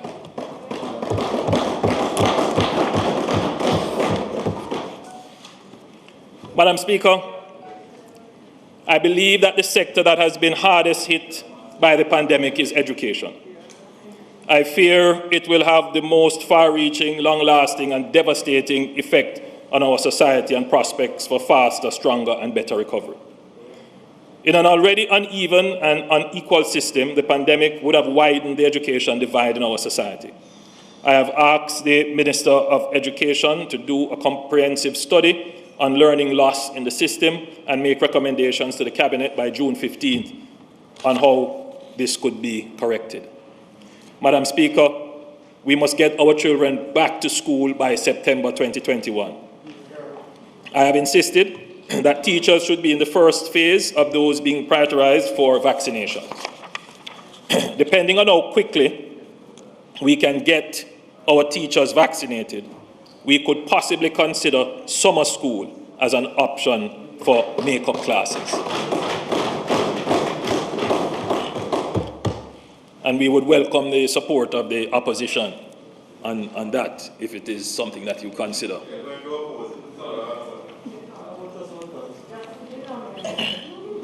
No, but it makes sense, because the alternative solution is to have everybody repeat, which itself poses all kinds of logistics problems to the system. Madam Speaker, I fear that our early childhood learners would be hardest hit, as they are at the age where they are most receptive to learning and the development of foundational skills. In the distribution of tablets,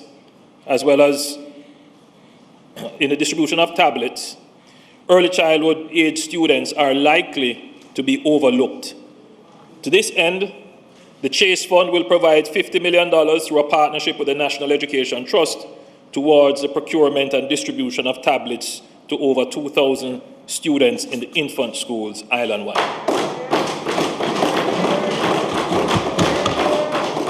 Madam Speaker, it's a small drop. There are about 150,000 infant school students, but it is still a drop that makes the bucket higher.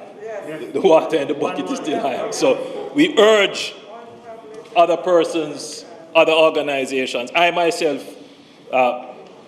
Madam Speaker, I have given out over 1,000 tablets, and I plan to do more, because I believe in providing students with the means to connect to the internet.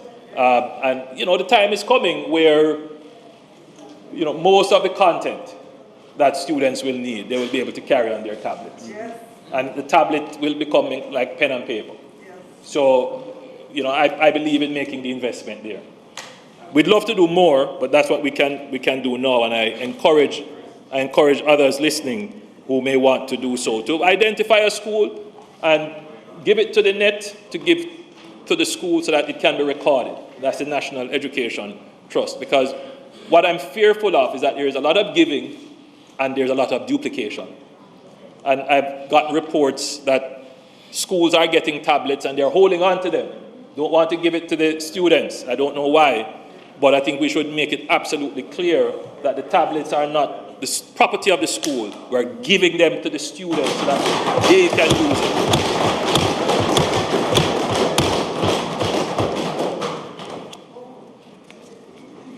Madam Speaker, the Jamaica Education Transformation Commission, which was established in July 2000, has met with a wide range of stakeholders and international partners, as well as specialists in educational development, including several who led previous initiatives resulting in the 2004 Task Force report.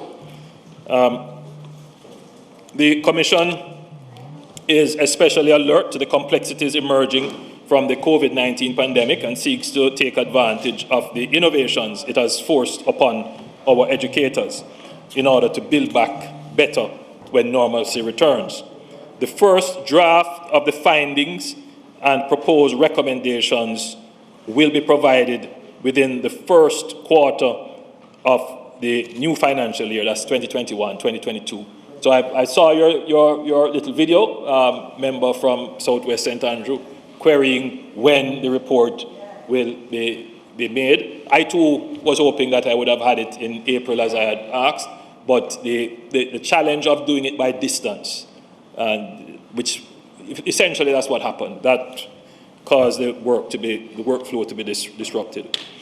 In order to remain relevant and compete in the 21st century global economy, we have to fundamentally transform ourselves. STEM disciplines, science, technology, energy and mathematics, and coding are at the heart of the global technological revolution. Madam Speaker, I had announced last year that this administration is committed to the development of 6 new science, technology, engineering, and math schools. These would be the STEM schools. Madam Speaker, the pandemic obviously intervened. This, Madam Speaker, does not mean that the projects are abandoned. No, we have taken the time to do the designs and the planning. We have identified 2 locations and we are proceeding with the finalization of the plans, and I'm understanding now that they are at the PIMSEC, that is the public investment process, to be approved. So they are well on their way to be delivered. And the Minister of Finance, I know there will be no deliberations about funding them because he's a man who believes in education.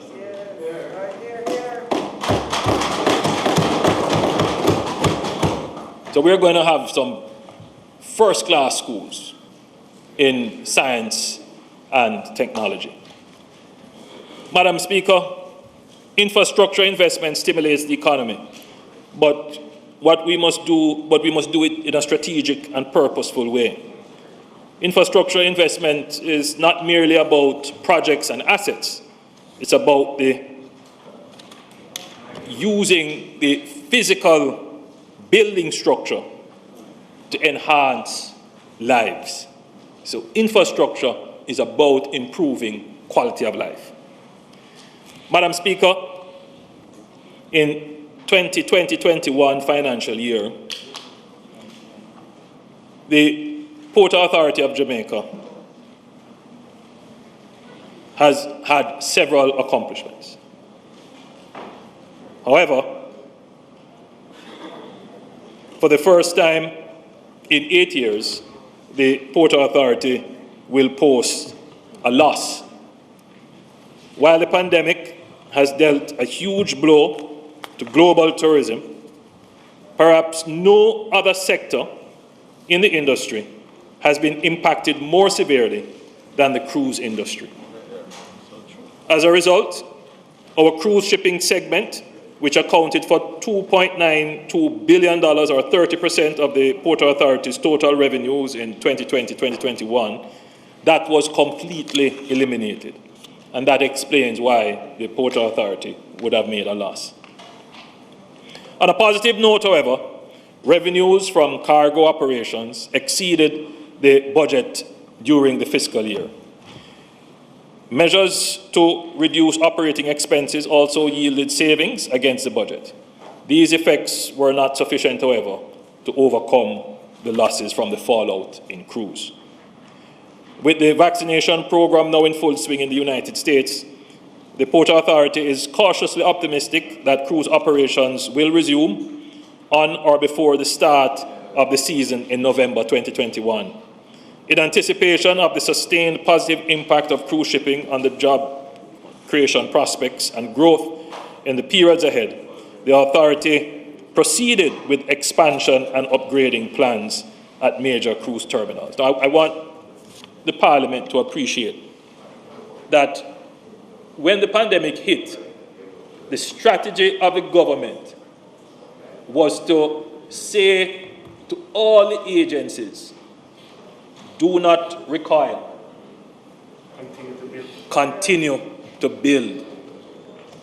I recall meeting with the construction sector, being very clear that construction must go on, and we are happy to see that the construction sector took what the government said, and now we are seeing construction booming in the pandemic.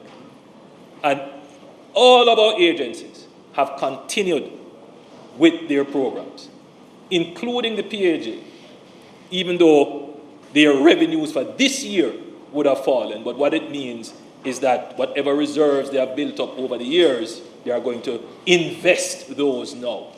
And that is what needs to happen. So it is not always that it is the government must spend centrally.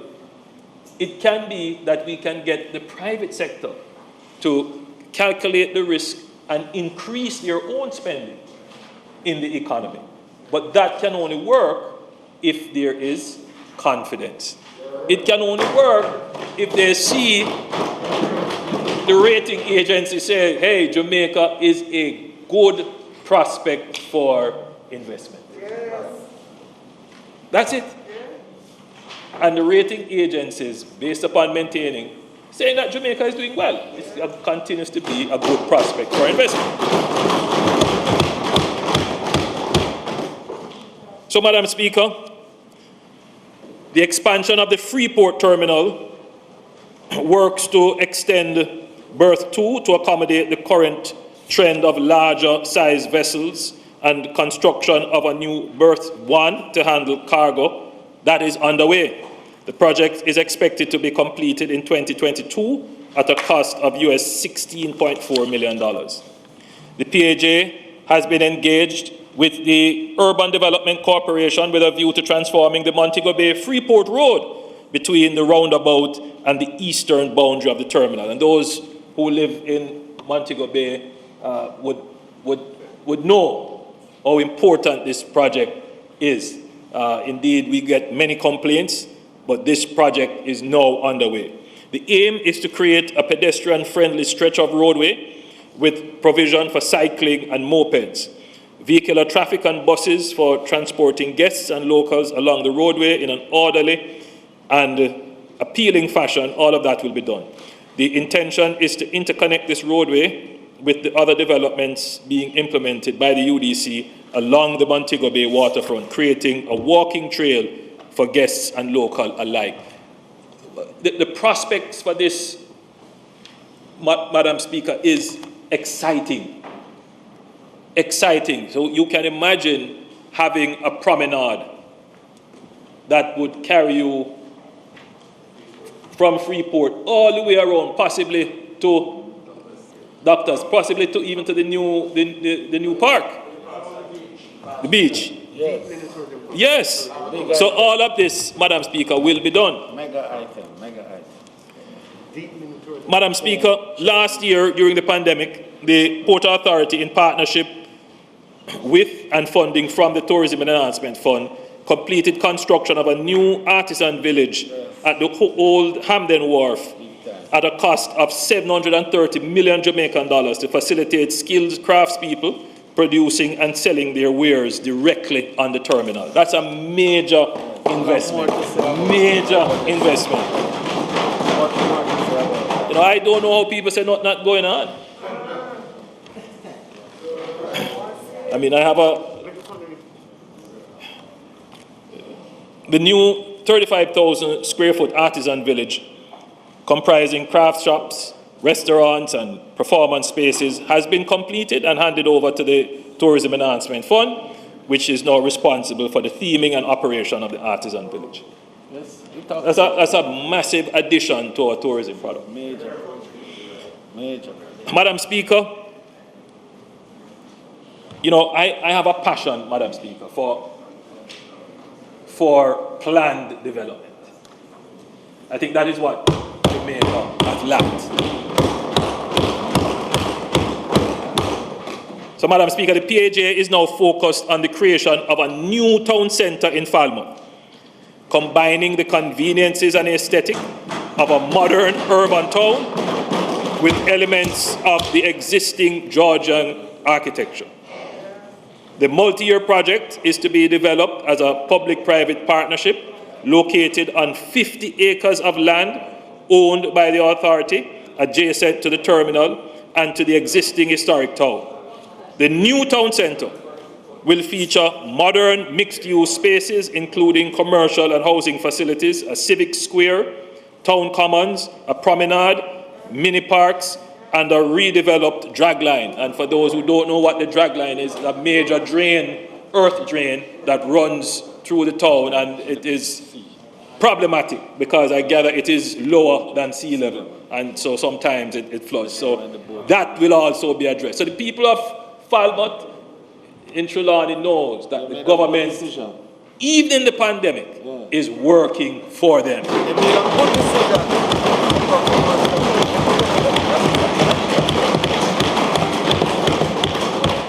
And they, and as you have pointed out, they have made the right decision.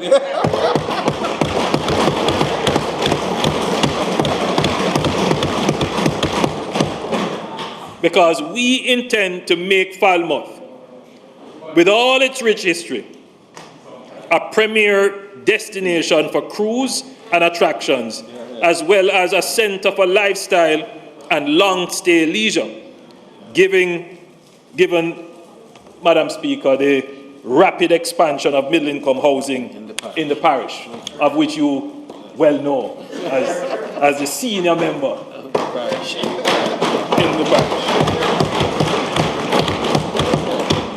And you know, Madam Speaker, when I stand here and make the presentations, and you know, there's always a sense that you think people might say, well, you know, I've heard this before and it won't get done. You know, Madam Speaker, the track record is, we came here and we said we're going to do Port Royal, and we did it.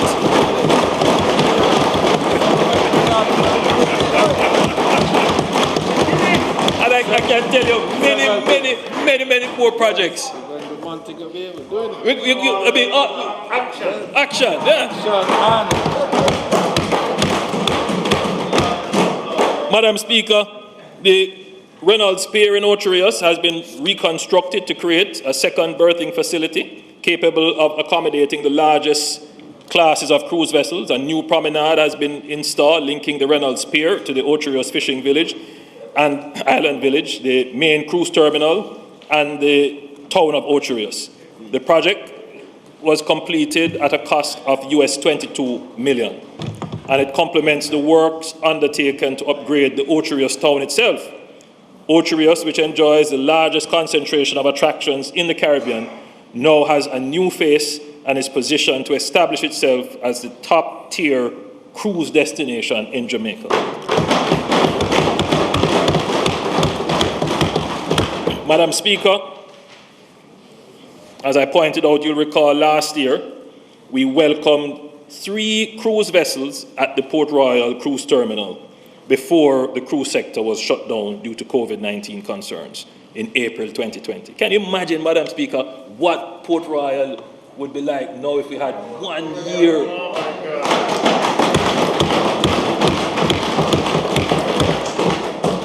But we will recover, and we will recover stronger.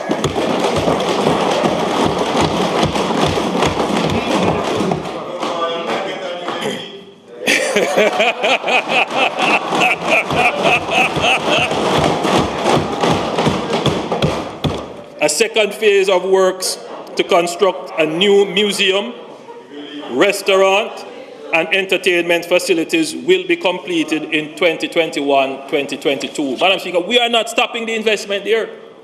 We are going to continue to invest. Yes. Madam Speaker, throughout the process, care has been taken to integrate the community in the development process. A new promenade linking the terminal to the town has been constructed. Several projects were undertaken in the town, including the rebuilding of the old ferry pier, rehabilitation and painting of sections of the Brotherhood building complex, repairs to roadways and drainage systems there, curbs and sidewalk improvements, and installation of new signage. These initiatives were a model of multi-agency collaboration, including the PAJ, UDC, the Tourism Enhancement Fund, the National Works Agency, the NWC, the National Housing Trust, the Jamaica Social Investment Commission, the Kingston and St. Andrew Municipal Corporation, Social Development Commission, and the Jamaica National Heritage Trust, and the Member of Parliament.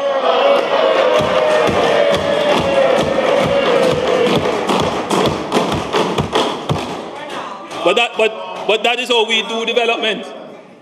That is how we do development. We bring everybody together. Everybody is on the same page. We divide up the work, and we supervise it to make sure it gets done. We follow up. Madam Speaker, with these developments, Jamaica intends to be a leader in the cruise sector in the hemisphere. We have 5 terminals, each featuring a range of attractions in proximity, and all are near to an international airport. Montego Bay is ideally equipped as a home porting facility, and this is a segment of the cruise sector that we intend to grow significantly. In fact, Madam Speaker, we are all just speaking in advanced thought that we are looking to develop other cruise ports, facilities, and in effect, Jamaica could become its own itinerary. That's correct. When we are finished, we could become keep our fingers crossed. Don't say too much until it's well planned. But that's the thinking. All our facilities can accommodate the bunkering of fuel while the vessels are at berth, and Jamaica is currently the only country capable of bunkering LNG, the fastest growing fuel type for the new generation of cruise vessels currently being built. Madam Speaker, cruise tourism can have great socio-economic impact if we position ourselves to maximize the returns.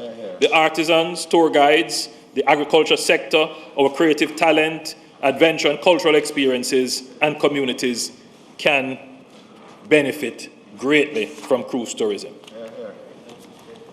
Madam Speaker, with a 30-year concession agreement in place for the Kingston Container Terminal, the Port Authority has turned its attention to developing land holdings immediately adjacent to the KCT in a near-port logistics center. The PAJ has constructed a 200,000 square feet logistics facility built to international logistics specifications on a section of land immediately beside the main entrance to the Kingston Container Terminal. Given the centrality of security to the development of transshipment and logistics in Kingston, the PAJ has also constructed a state-of-the-art security complex with its own container inspection facility, housing the Jamaica Customs Agency Contraband Enforcement Team and the U.S. Counter Security Initiative. Madam Speaker, recognizing the potential of the large secondary and tertiary trained workforce in Portmore, and the Greater St. Catherine region. The Port Authority has developed 160,000 square feet of modern facilities designed to attract the top BPO companies in the world. A specific goal is to encourage these companies to commit to higher value added work, allowing Jamaica to move up the value chain in the global outsourcing sector. When added to this existing 50,000 square feet building at the site, which has now been upgraded, the new complex forms a unique campus environment ideally suited for the global outsourcing sector. Constructed at a cost of $21 million, the campus is expected to accommodate up to 4,000 new employees.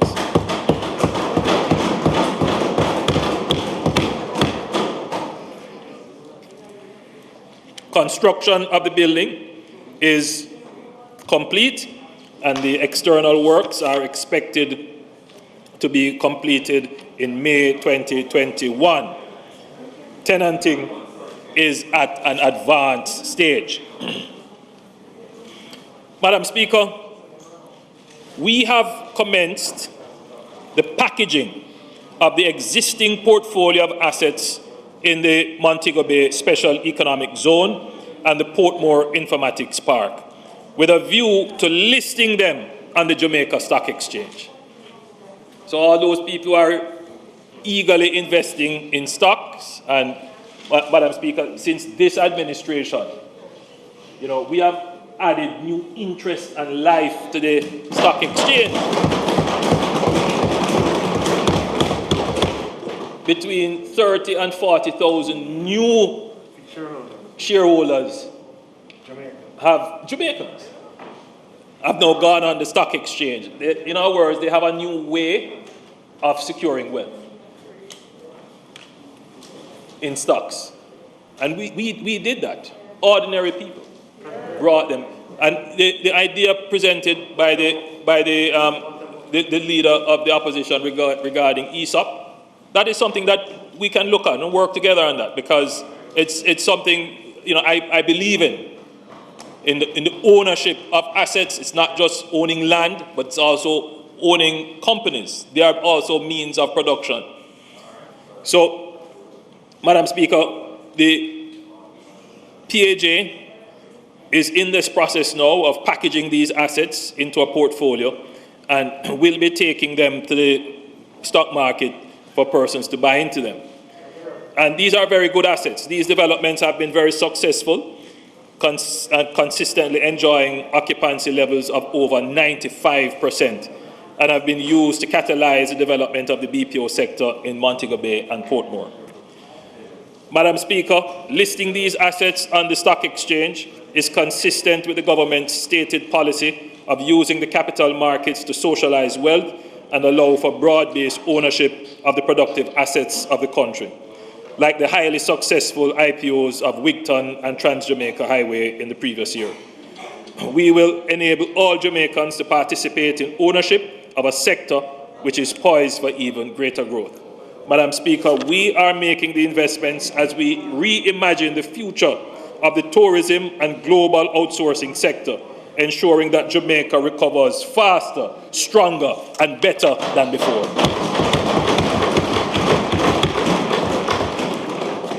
Madam Speaker, I now turn to the UDC, which attained ISO 901 standards certification this year, which is a major achievement.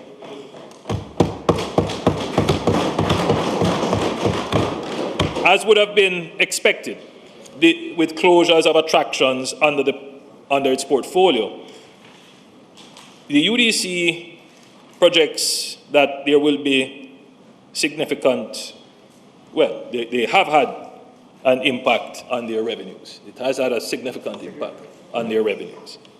Despite this, the UDC was able to achieve quite a few milestones in fiscal year 2021, such as the completion of Harmony Beach Park in Montego Bay, styled as the Emancipation Park of the West.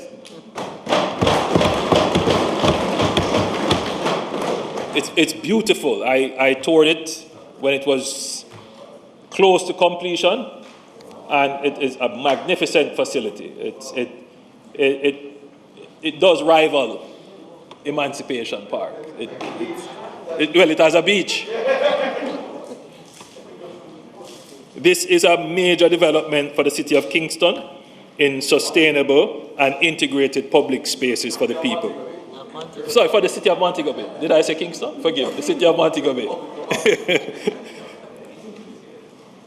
It is the UDC's flagship project in Montego Bay and will be open to the public as soon as COVID-related restrictions allow. We would have opened it 2 weeks ago, but we changed the protocols which prevented that from happening.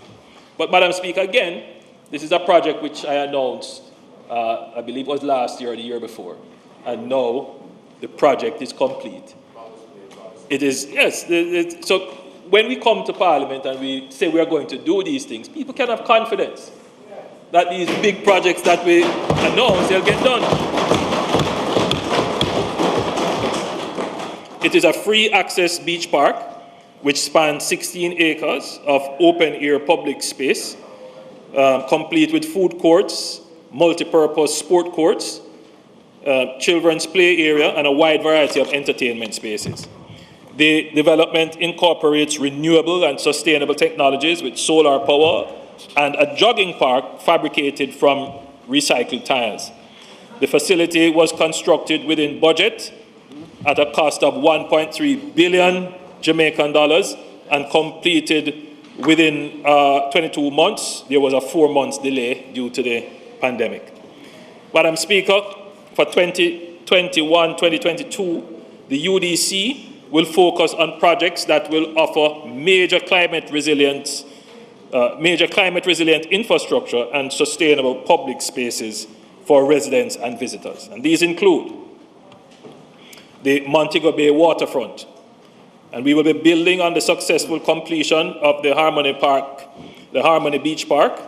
There will be additional complementary waterfront developments, including the construction of groin and sill infrastructure to protect current and future investments scheduled to be completed in 2021, 2022, and the development of the concept of, and this is a very interesting one, to develop a concept of an oceanarium in Montego Bay, which is an ocean conservation living museum. It is kind of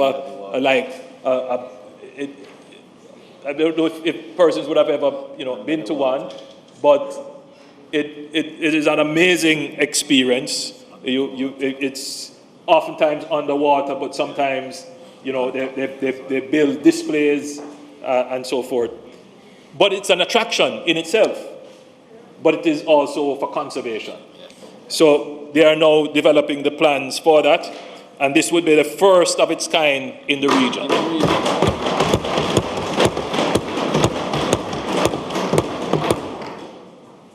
The project supports Jamaica's expansion on its blue economy platform and will see the convergence of urban development and environmental management in the tourism capital of Montego Bay.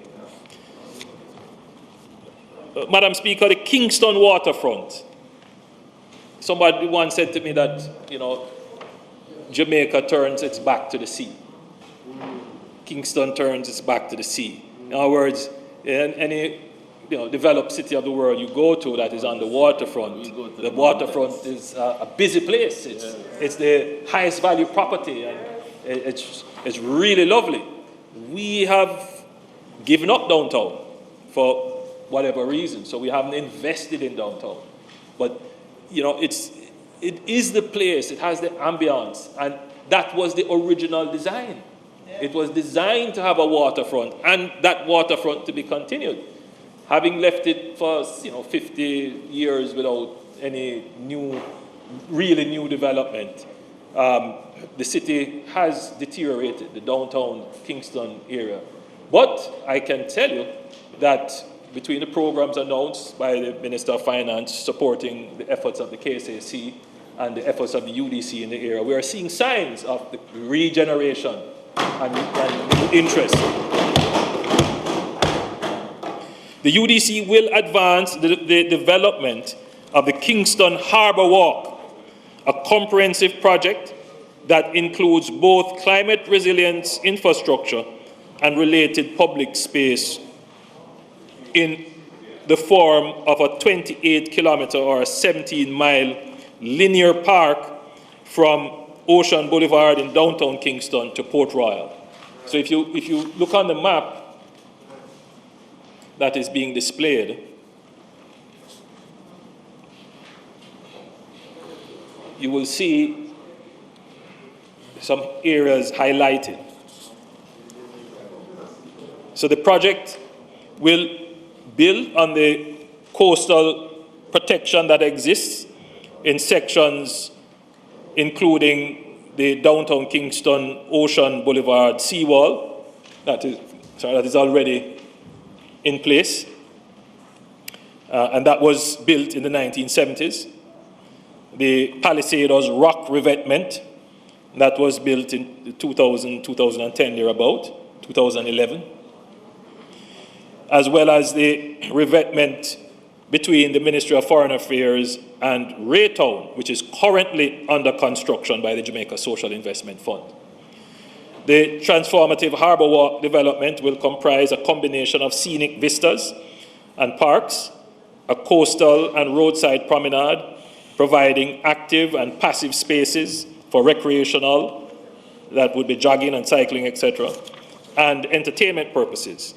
Economic activity will also flourish with commercial opportunities all along the walk, featuring restaurants and spaces for pop-up entertainment, bringing an enhanced quality of life to the capital city in a manner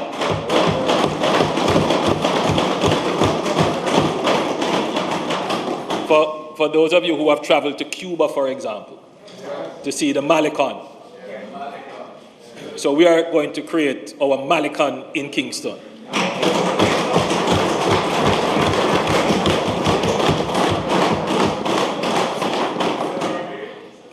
Madam Speaker, Portmore will be getting some attention from the government.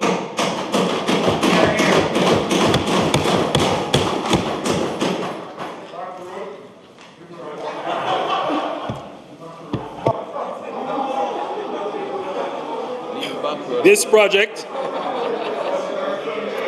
will involve the development of a climate park in collaboration with the Portmore Municipal Corporation and the Climate Change Division.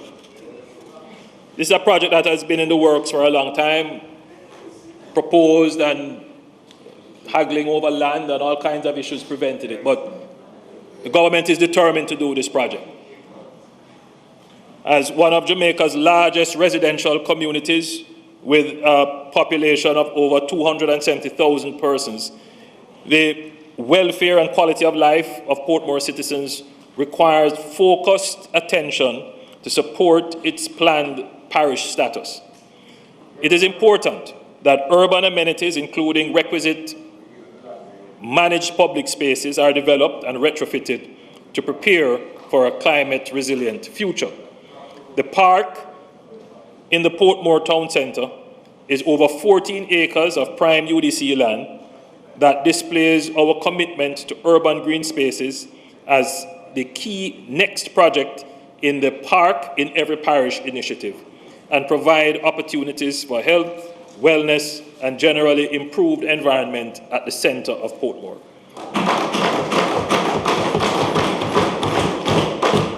Madam Speaker, through the UDC, we are making the kind of investment in urban spaces that ensure that Jamaica's recovery is sustainable, and I'm going to use this word, urbane, and improves quality of life.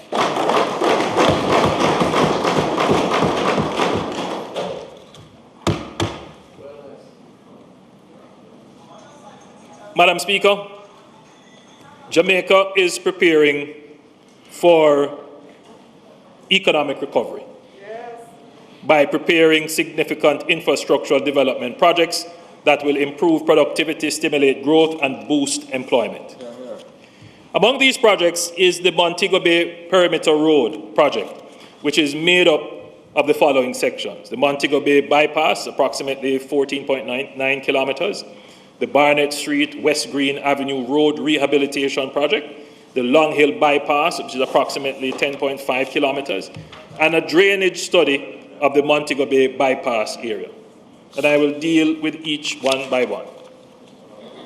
Montego Bay is Jamaica's #1 tourist destination.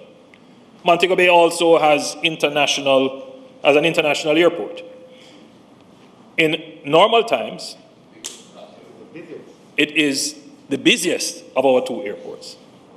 In addition, the Montego Bay port welcomed cruise ships to its port at least 2 days per week prior to COVID.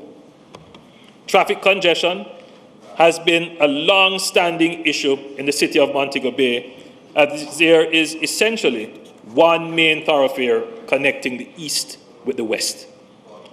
In 2017, a study of traffic through the city showed that daily traffic reached in excess of 57,845 vehicles per day, which is the highest traffic volume island-wide outside of Kingston and St. Andrew, and exceeds the capacity of the main thoroughfare by over 11,000 vehicles per day.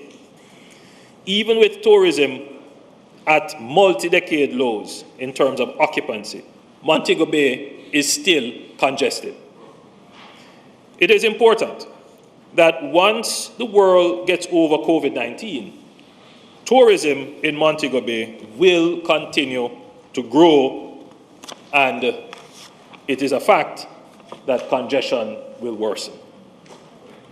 Growth in the tourism sector will result in additional traffic being generated by the airport and seaport, as well as additional traffic throughput in the city to access various attractions in and around Montego Bay. This includes traffic intending to bypass the city. The commercial center, with all its amenities, lies at the heart of the city with its main thoroughfare along the coast. A bypass for Montego Bay has been contemplated for at least 20 years, given the growth of the town, or rather the city, and the development of the tourism industry in St. James and neighboring parishes. Madam Speaker, the time has come to finally get the Montego Bay Bypass done.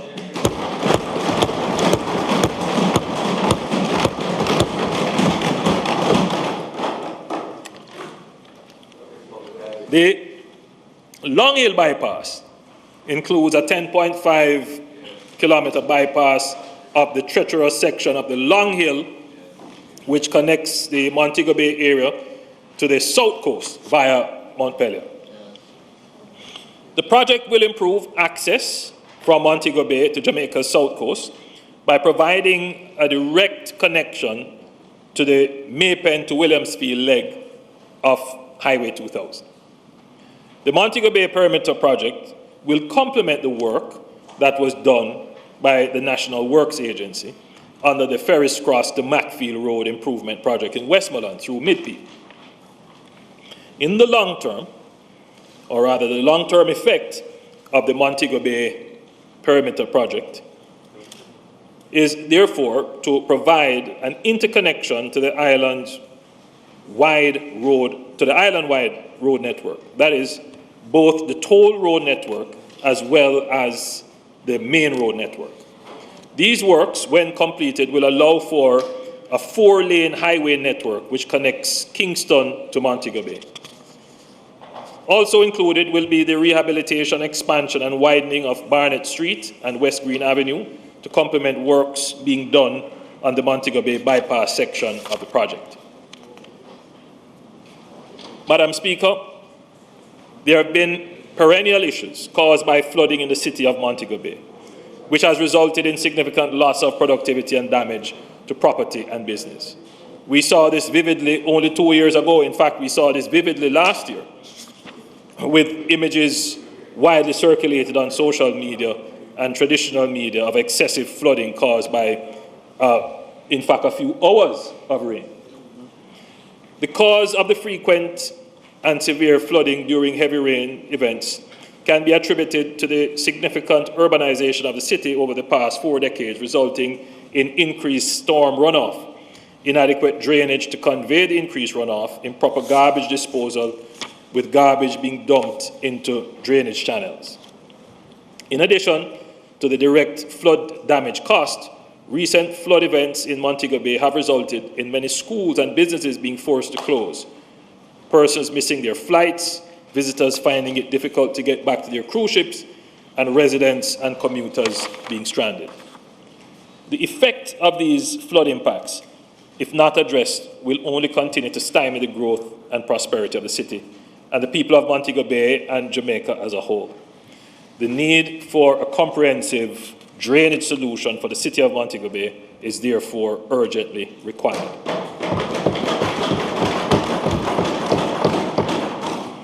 Undertaking a drainage study for the Montego Bay Perimeter Road project as part of the Montego Bay, as part of the whole project, presents an opportunity for the various government agencies to collaborate on identifying and addressing the drainage problems in the area. Madam Speaker, early in last term, when we began the development of this project, it was originally envisaged that the Montego Bay Perimeter Road project would be financed through a loan from the China Exim Bank, and as such, China Harbour would be contracted to build out the project. This would have been similar to how the North-South Highway was developed, as well as the Southern Coastal Highway Improvement Project. Madam Speaker, we proceeded on that basis, and CHEC did much of the preliminary work. In fact, CHEC did most of the preliminary work to get most of it done to this point. However, in keeping with our fiscal arrangements, the Ministry of Finance and the Public Service subsequently indicated that Jamaica did not need to borrow from China to implement the project. It's a very important point. We could finance this infrastructure project within our own resources. This would be the first major highway development financed with our own resources and not linked to a loan. If that is not a sign of how Jamaica has grown in its economic and financial management. Highway 2000 was done by borrowed money. The North-South Highway was done by borrowed money. The South Coast Highway was done with borrowed money. North-South, yes. North Coast Highway Madam Speaker, I am pleased to say that the Montego Bay Perimeter project will be undertaken and completed without borrowing any funds.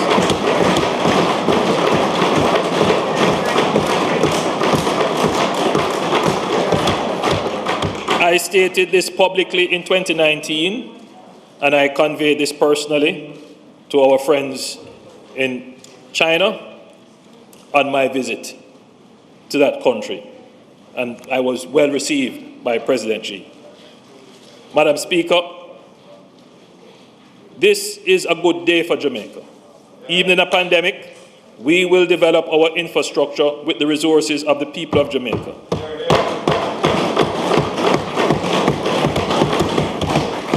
The Cabinet has declared the Montego Bay Perimeter project as a national development project. This project will be one of the most important infrastructure developments in Western Jamaica in recent times. As such, following Cabinet's approval, the Minister of Finance and the Public Service will bring an order to Parliament subject to affirmative resolution for the declaration of the Montego Bay Perimeter project as a national development project.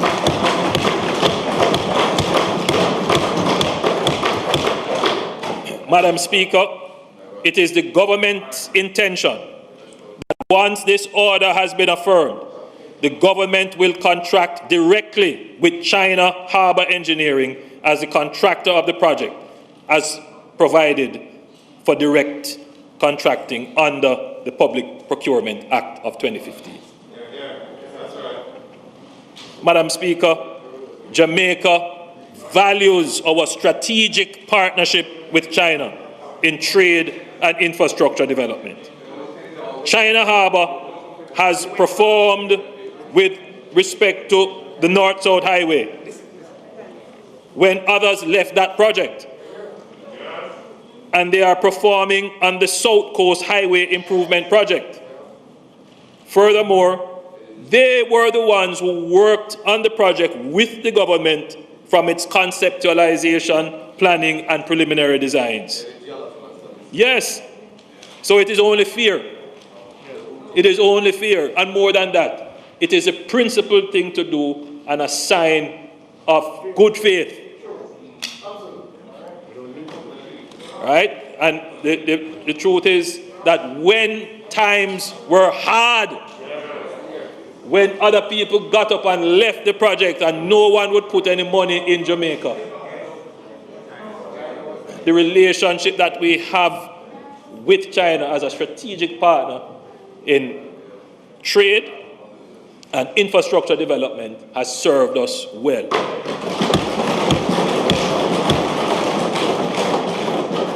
And we must demonstrate good faith. So, the project being declared in this way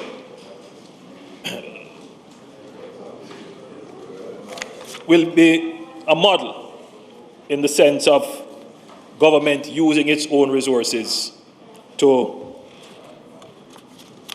finance such a project. It is the intention of the government that going forward, after this project, Jamaica will develop the capacity to not only fund highway infrastructure projects with our own resources, but also to design and implement a sophisticated international bidding process that attracts multiple international firms for the selection of the contractor. This will require capacity building, and we are working with the World Bank and the U.S. Treasury Department to develop this capacity. Madam Speaker, the National Works Agency, which also became ISO 9001 certified, will continue to execute its mandate to plan, build, and maintain a safe, reliable, and efficient main road network and flood control systems. During 2020, the agency cleared 206 roads island-wide that were severely affected by various rain-related events, which rendered some communities inaccessible. In addition to utilizing its own equipment, the agency was able to leverage donor support of equipment from the JDF and some private sector partners. To date, approximately $1 billion has been spent to reopen blocked roads. And I think we have done a fairly good job.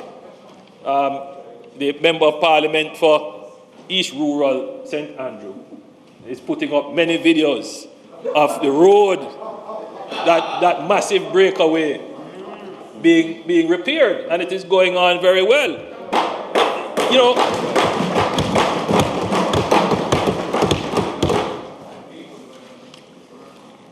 we underestimate some of our agencies, and the NWA is one that gets a lot of cussing. But think about it. We had a massive storm, destroyed the road, and the NWA, in a matter of weeks, cut a new road around it, went to contracting now to repair that massive breakaway, and that is now ongoing.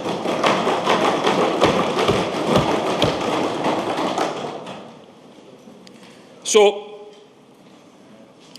We must also, Madam Speaker, mitigate against these extreme weather events, particularly those that create flooding. We must enhance our flood control response.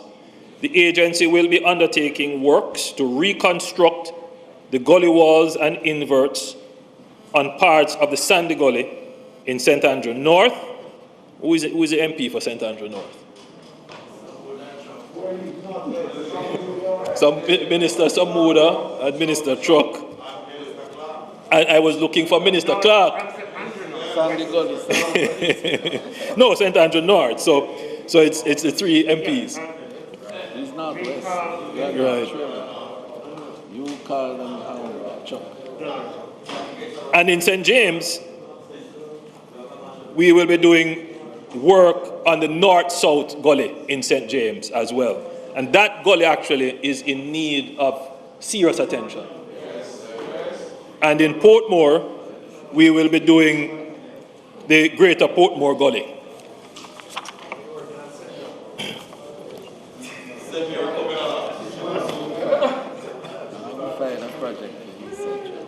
The NWA's main capital road project for fiscal year 2021-2022 will remain the South Coast Highway Improvement Project. During the year, we will commence work on 5 additional contract packages valued at some $6.6 billion.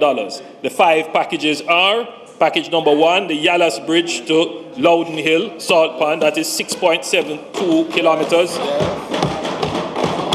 Package 2, Loudon Hill, that's Salt Pond, to Pomfret, 4.9 kilometers. Package 3, Pomfret to Morant Bay, to the Morant River Bridge, 9.5 kilometers. Package 12, the Boston area to Drapers, that's 7.4 kilometers. And package 13, and you can see the map being displayed on the screens, if they're not quite clear. Package 13 will be Drapers to Port Antonio, 9.2 kilometers. And I would just pause for a minute to say, Madam Speaker, that this is a major investment in opening up the eastern end of the island.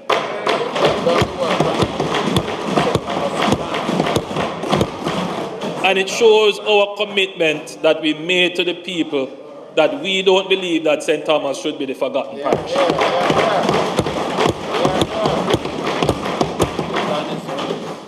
I mean, the investment that is being made there is significant. Significant. The point of fact is that we spend it. You are going to spend it. Right? We are building it.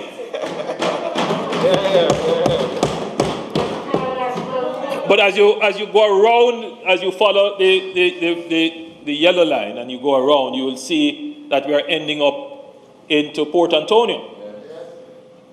What is on that picture being displayed is that we have now made a decision and we have entered into now the design phase for a bypass road for Port Antonio. The Port Antonio is a gem. That's correct. It is now being stifled by urbanization and congestion. And what we need to do now is to give the town a chance to breathe. Yes. Because it's like most towns in Jamaica. It's a one road town. But we need to go around it and allow the town to develop. And so we have taken that decision. So in another year or so, you will hear more about the alignment and the cost. But that will be done. And it will be done in parallel to what is happening on the South Coast Road Improvement Project. So to date, measured works at approximately US $53 million have been certified under the South Coast Road Improvement Project.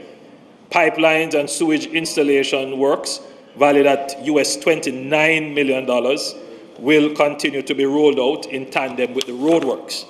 Madam Speaker, the Southern Coastal Highway project is expected to open up new areas of tourism development and improve traffic flows in several urban centers via a bypass to a number of congested townships, including Port Antonio. Madam Speaker, bridges are a critical component of our infrastructure program. The Barracks River Bridge in St. Mary, the Ligani Avenue Bridge, which I opened in St. Andrew, and the Riverton City Bridge in Kingston were completed in 2020-2021. For the 2020-2022 period, fiscal year, the focus will be on completing the Mahogany Vale Bridge in St. Thomas, the Tiber River Bridge in St. Mary, and the Golden Vale Bridge in Portland. Construction of the Penfield Bridge number 2 in St. Andrew is also expected to commence alongside repairs of other bridges. Madam Speaker, I had announced the Lentman program last year, a program of preventative maintenance of critical infrastructure to be implemented at the community level by local residents. So, the program is designed to do two things. One, the preventative maintenance, but it is also designed to bring employment and some relief to communities, new income into these communities. While details for a pilot of the program were prepared, it was delayed as a result of the pandemic, as well as the need to respond to damage to road networks resulting from flood rain that began in July and continued to November 2020. So I believe MP Hilton, you would have been notified under the previous dispensation for the Lentman program, and some other MPs as well. However, the NAA is ready to commence the Lentman program in 2021-2022 with a pilot that will run from Dunrobin Avenue along Washington Boulevard to Mandela Highway, leading to the Hosemati roundabout. So that's just the pilot. So the MPs along that road, you will be contacted and we'll give more information as before April is out. In 2021-2022, the NAA will continue work to identify areas along improved road corridors with developmental potential towards catalyzing growth. Based on the government's infrastructure investment, the Hagley Park, Constant Spring, and Barbican areas will see residential and commercial valuations increased with upward adjustments in the proposed density under revised development orders. To fully maximize this opportunity, the government will move to partner with the private sector and explore the use of what we call a modified fee-based scheme, an impact fee, based to incentivize, or designed rather, to incentivize and unleash the development potential along the recently developed road corridors in the KMA. Madam Speaker, let me explain the thinking a bit.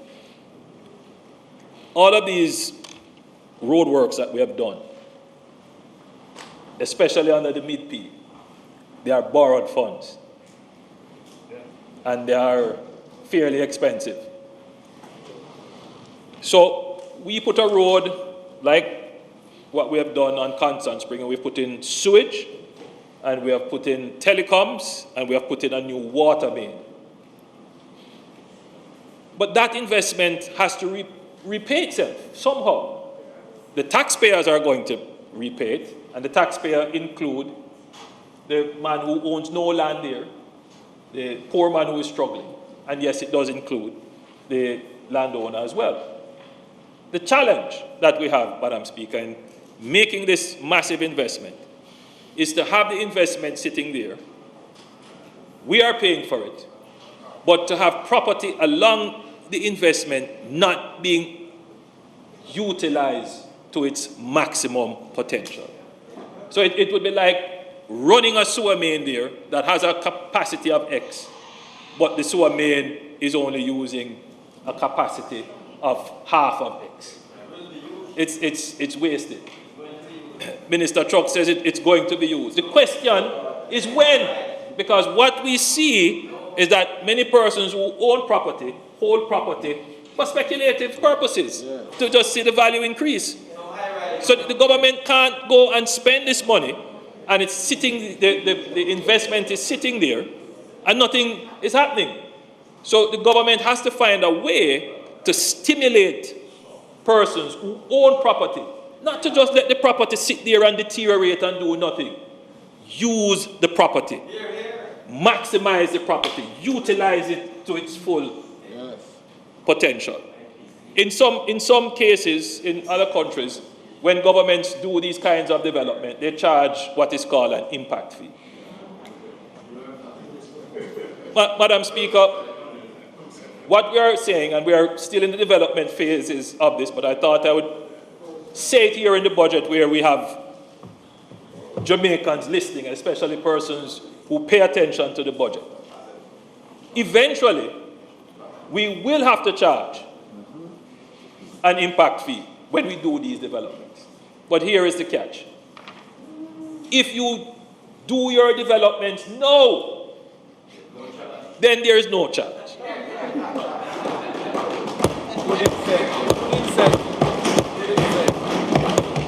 So I'm putting it out there. We have to, it is, you know, when we talk about equity in the society, that's what we mean. Government spend billions of dollars on the roads. People who already have income and property, their value increase. Yes. They pay some taxes, yes, but the person who has no value, no asset, they pay as well. What happens? The inequality in the society increases. So when the leader of the opposition talks about inequality, the inequality comes by virtue of how government policy operates. Right? You have to understand welfare economics to ensure that when you are making policy, you recognize that what you're actually doing is distributing equity. And many times the government of Jamaica, we have made policies, and all the policies in the long run is just increase inequality. And I know some people are going to say, no, you shouldn't do that. But if we are genuine about treating with inequality, and these are the things that you have to do. So the fair thing to do is to say to the persons who own property, listen, stop rent-seeking behavior.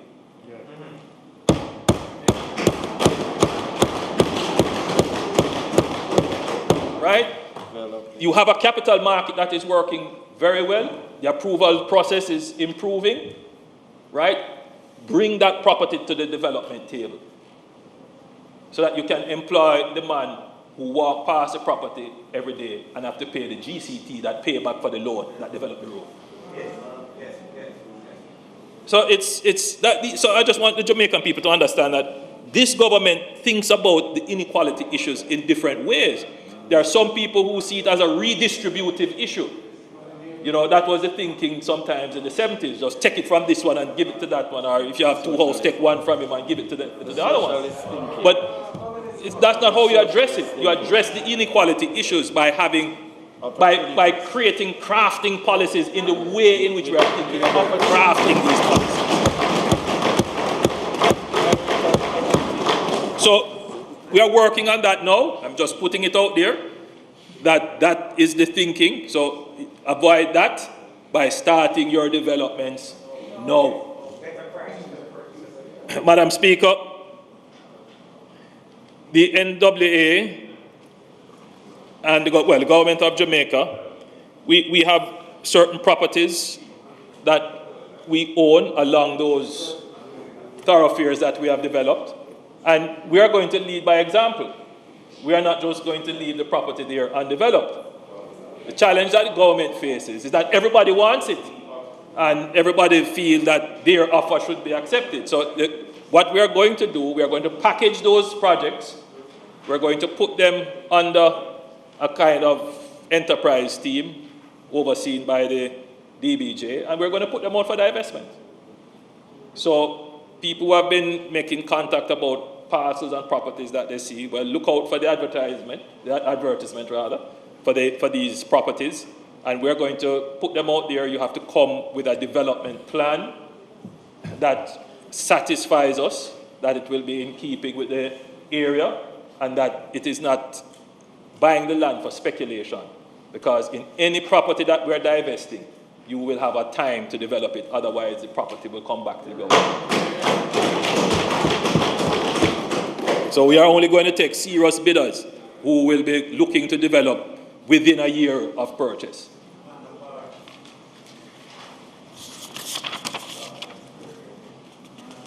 Madam Speaker, 6 projects have been identified that will address recurrent congestion, improve road safety, especially for vulnerable pedestrians, provide water supply and sewage, reduce vehicle operating costs, and support future development. Project number 1 is widening of the Brayton Road from Helsha Main Road. So it's the widening of the Brayton Road and the Helsha Main Road, forgive me, yeah. The dualization of Grange Lane.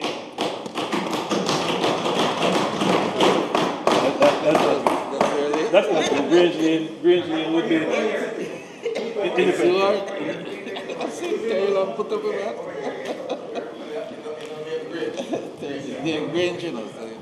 And I know many persons listening to this will be happy now. The dualization of East King's House Road and Lady Musgrave Road.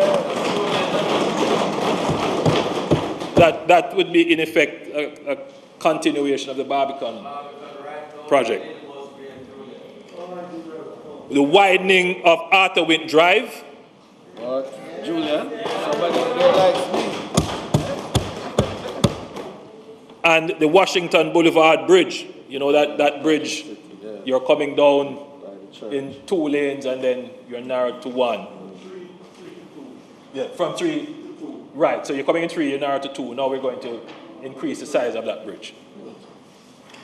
And we're also examining now the access to Portmore via Highway 2000. That one is one that we haven't made a definitive decision. We have made a decision for the expenditure, but we haven't made a decision on the option that we're going to use to solve that problem of the traffic trying to get into Portmore, which is still a bottleneck.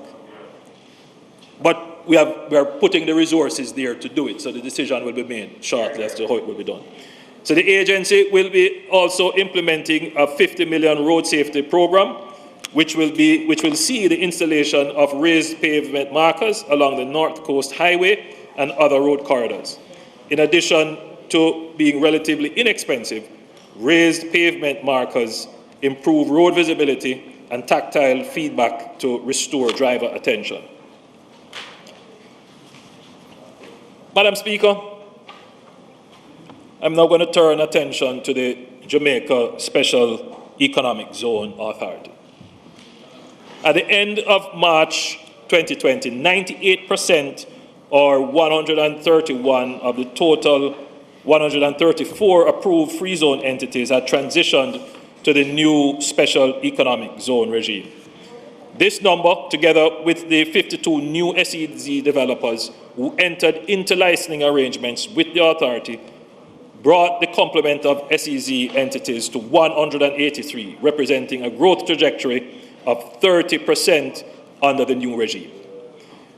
With the coming on stream of these SEZ entities, the government of Jamaica has increased revenues and employment. Madam Speaker, the economic in SEZ also means employment. The SEZ are spread across 11 parishes with the aim of stimulating development for commercial and logistics infrastructure to catalyze the economy. Jamaica's SEZs embrace a range of services, including training, incubation space, warehousing and distribution, logistics, manufacturing, assembly, and production facilities. Currently, the regime boasts 26.6 million square feet of designated SEZ area. And we are pleased to report that despite COVID-19, there are 12 new zones under construction. 12!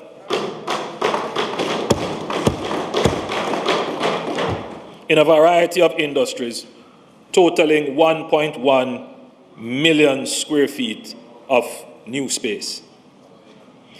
Madam Speaker, business confidence in the SEZ model, which was established as an economic stimulus strategy, continues to grow, with heightened local and foreign investor interest in a wide cross-section of traditional as well as new and emerging industries.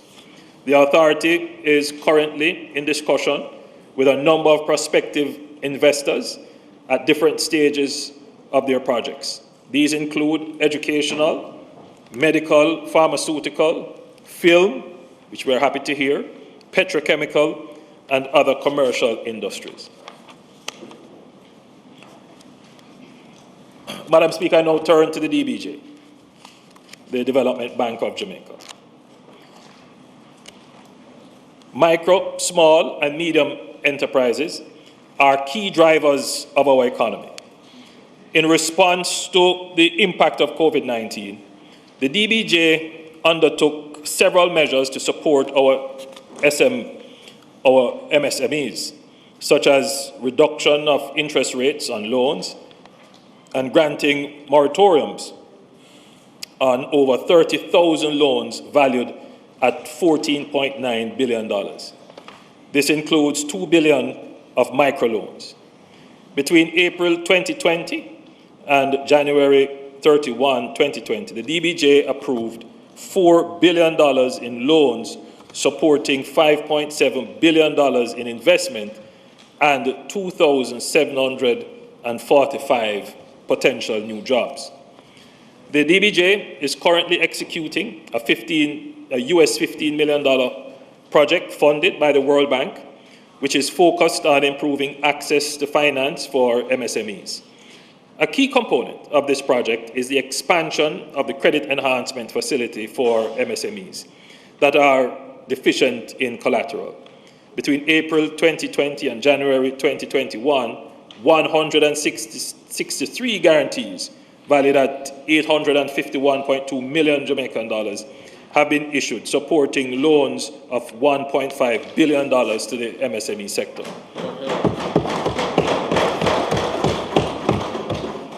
The government has secured funding of US $25 million, or approximately 3.7 billion Jamaican dollars, from the IDB for the World Bank, from the IDB and the World Bank, to increase the capital of the credit enhancement facility and expand the guarantees available to MSMEs.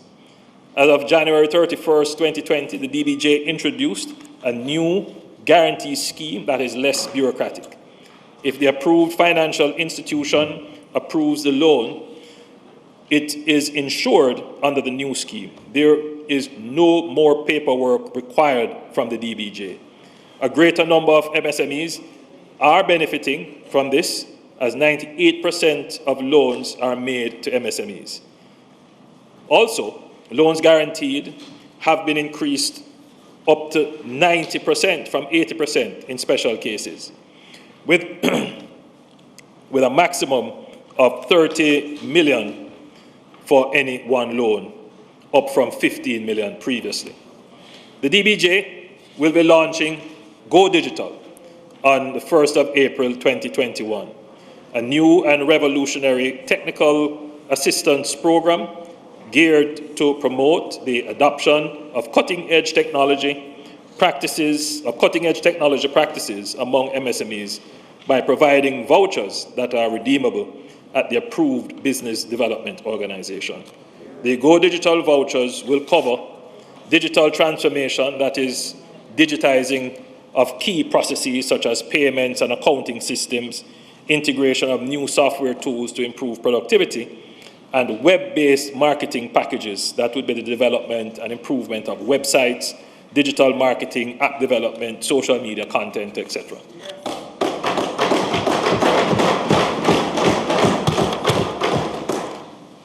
Madam Speaker, the Cabinet recently gave approval for the establishment of an enterprise team to proceed with the sale of over 1,000 acres for the Bernard Lodge development. The DBJ is supporting the enterprise team. The Greater Bernard Lodge project seeks to create sustainable communities where residents will live, raise families, work, play, and retire in dignity. The objective of the enterprise team is to oversee the sale of discrete lots to serious developers through a competitive tender process, both international and local. The Greater Bernard Lodge project is supported and guided by a master development plan, which outlines the location of the development blocks and permitted development types as follows: residential blocks for detached units and townhouses, light industrial, commercial, and mixed use. I am projecting that by the latest June of this year, the tender process will be open. Interested persons should bear in mind that the land is not for speculation. Purchase of the land carries an impact fee and a return clause if the development does not begin within the specified time. Infrastructure works on water and sewage are already underway. Madam Speaker, this is a project that we announced, and I'm saying now that the project is well underway.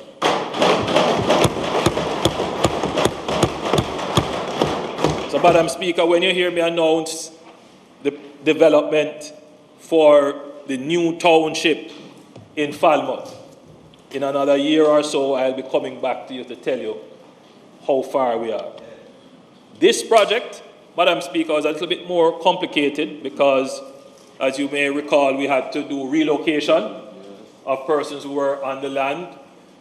We had to resolve claims that were before existing on the lands, and we had to secure infrastructure, water and sewage in particular, and those are complete, those are done. And Madam Speaker, this is a project that will bring a new kind of living to Jamaica. We have designed it in such a way that it is sustainable, both from an environmental standpoint, but it will also be sustainable from an economic and social standpoint. We have provided for the green areas, the sporting areas, the recreation areas, the schools, the social services. For water, it will have a nice pond. You know, it will be a really lovely place when it is finished. And the reason why we're going through an open divestment process, Madam Speaker, is that, you know, we don't want persons to come in pretending that they are developers and they can't develop. They don't have the financing, they don't have the experience, and they don't have the intention. They just want to buy the land to hold it for speculative purposes. We are only divesting to serious developers who can start the land within the start building on the land within the shortest period of time. And in any way, it doesn't make sense to buy the land and you're not ready to go, because there is an impact fee that you will have to pay if you buy the land.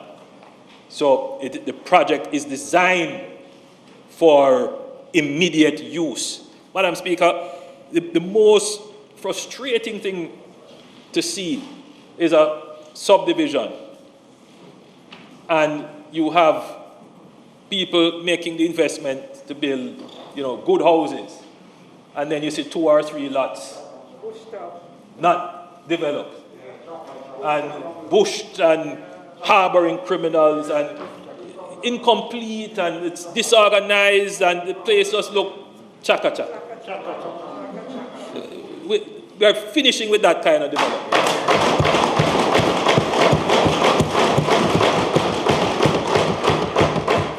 Madam Speaker, this will have 15,000 houses in it.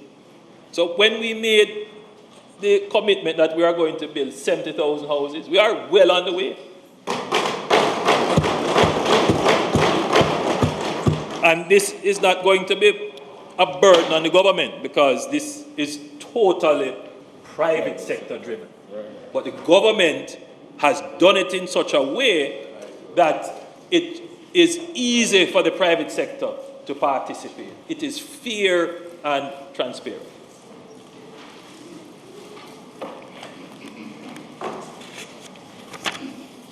Madam Speaker, the pandemic has set back plans for the public offerings of the Jamaica Mortgage Bank and the government's 19.9% share in the Jamaica Public Service Company Limited on the Jamaica Stock Exchange. Madam Speaker, this administration is still committed to creating an ownership economy which allows all Jamaicans to become part owners of the productive assets of the economy. The DBJ is quite advanced in its planning for the public offering of these assets. And as soon as we are certain of the appetite of the market to give the best value for the assets, we will proceed to offering them on the stock market. That will be another, such as the offer we did for Trans Jamaica and Wigton. And it's a great investment opportunity for the average person. And we will design them in such a way that the average Jamaican can participate in them.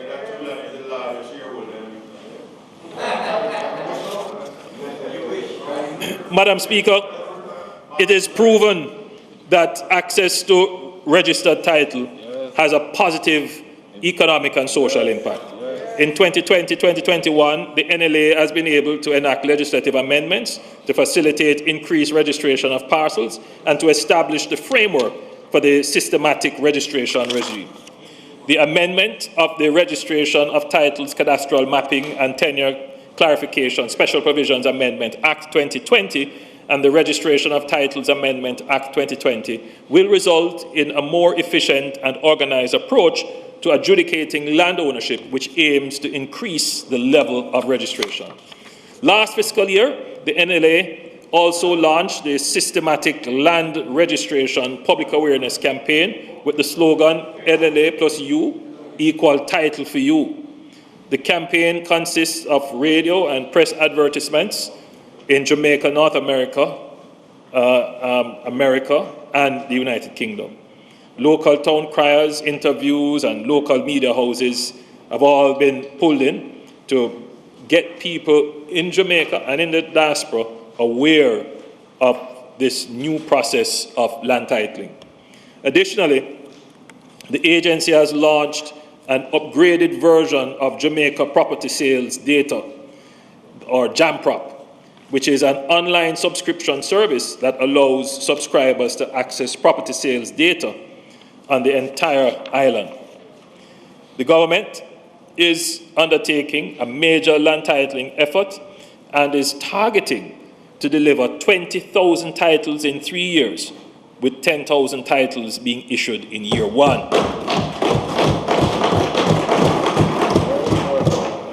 Fieldwork surveys and legal teams, those are ongoing, and parts of St. Elizabeth, including Flagaman, Horton, Burnt Savannah, Masmure, or is it Maysmure?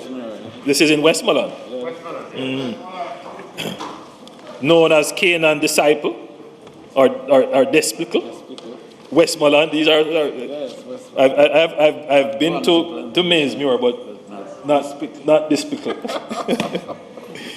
And Brunt Plantation, those are in Westmoreland. Manchester and Clarendon. These are districts that have all been declared as systematic adjudication areas. Furthermore, the NLA will implement an electronic title registration system available to professionals, attorneys, mortgagees, and surveyors to replace the existing paper-based system. This will result in faster processing times for the registration of transactions, for example, mortgages and transfers. So, Madam Speaker, every year we hear some promise being made about titling and giving people land, and we have heard all of those promises before, but they don't actually do them. Madam Speaker, we are doing it now.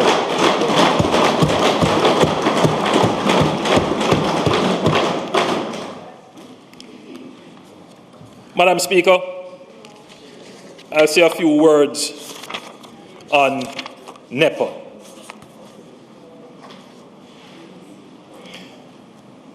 The COVID-19 pandemic is intertwined with global environmental issues, both in terms of its origin and the implications for environmental outcomes and the future well-being of societies. Issues such as biodiversity loss, brought on by increased human encroachment into wildlife habitats, climate change, air and water pollution, and waste management. Though the recovery plans that we are putting in place, we have the potential to create a recovery that is both green and inclusive. We can create opportunities for income, jobs, and growth, and at the same time, accelerate action on environmental goals, both nationally and globally. Such actions will significantly enhance our resilience in the face of accelerating environmental challenges. The designation of nationally protected areas, both terrestrial and marine protected areas, has become an important tool that several countries globally are utilizing for the conservation and maintenance of biodiversity in all its aspects, including the diversity of species and ecosystems.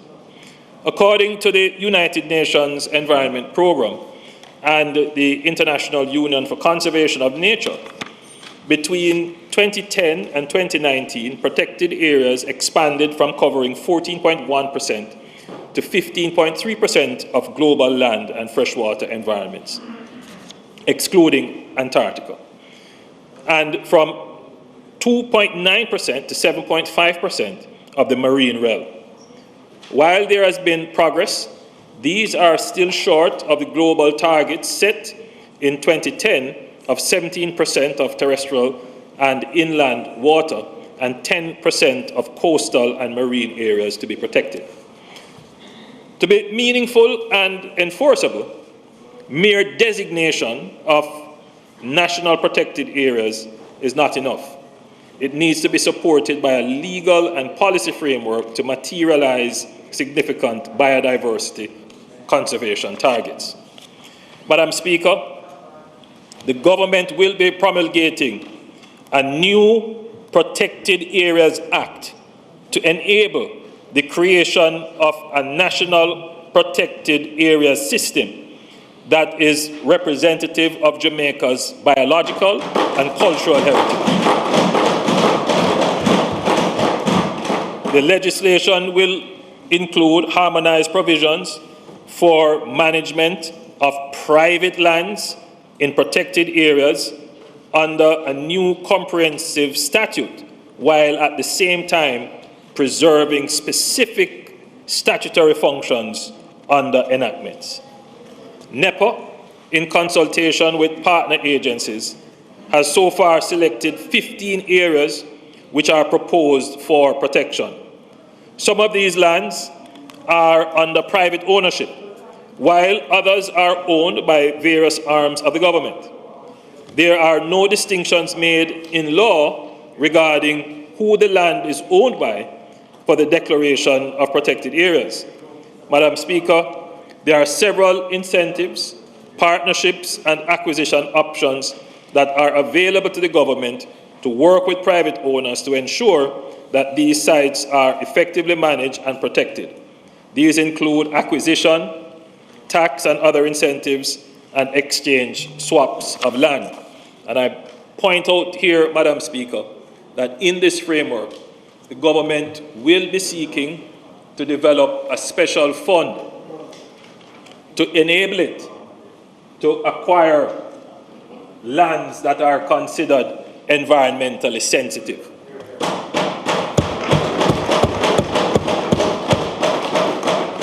Madam Speaker, we have seen in recent times where a developer has lands, they are environmentally sensitive, but they have not been declared as such. They have certain assets on them, and then you have to, we have seen in certain times. But on reflection on this problem, you know, the government should really seek to own assets that have these very high environmental sensitivities. If they stay in private hands, you are not always guaranteed, even when you pass the law, that they will be protected and used. So, you know, it's a long-term project, obviously, and we would have to do it according to what our fiscal space allows. But it is a demonstration of our commitment. It's a demonstration of our commitment that lands that are environmentally sensitive, that we intend to protect, we should own them and take them away. Yeah. Madam Speaker, we can use the pandemic to recover faster, stronger, better, and greener.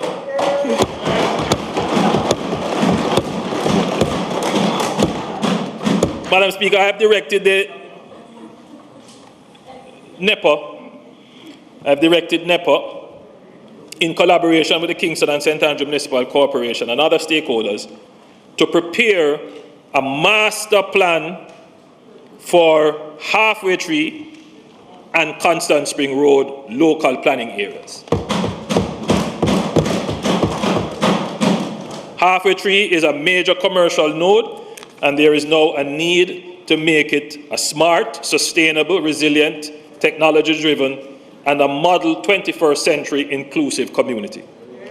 Over the years, Halfway Tree has been affected by many issues, including uncoordinated development, traffic congestion, inadequate parking, lack of public open space and landmarks, and improper waste disposal and collection.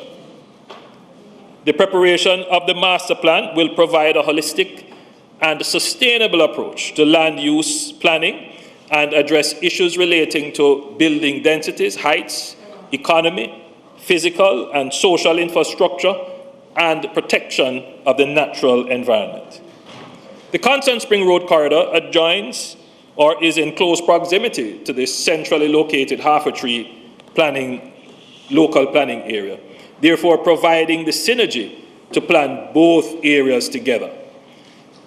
Over the years, the Constant Spring area has experienced an increase in development and has come under extreme pressure with land use conflicts, transportation issues and traffic congestion, insufficient parking, solid waste disposal issues, lack of green space, among other issues.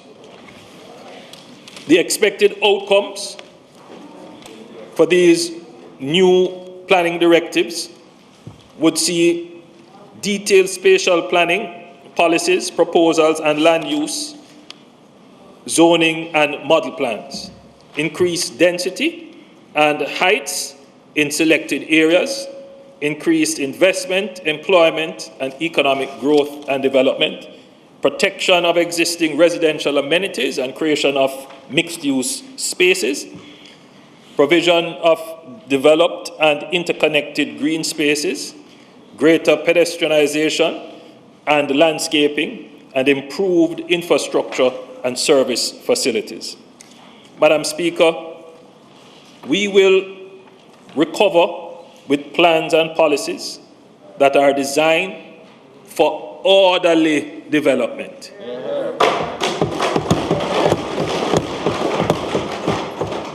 Madam Speaker, I'm certain that as soon as this development plan is complete, both for Canton Spring and Halfway Tree, you're going to see massive reinvestments in those areas.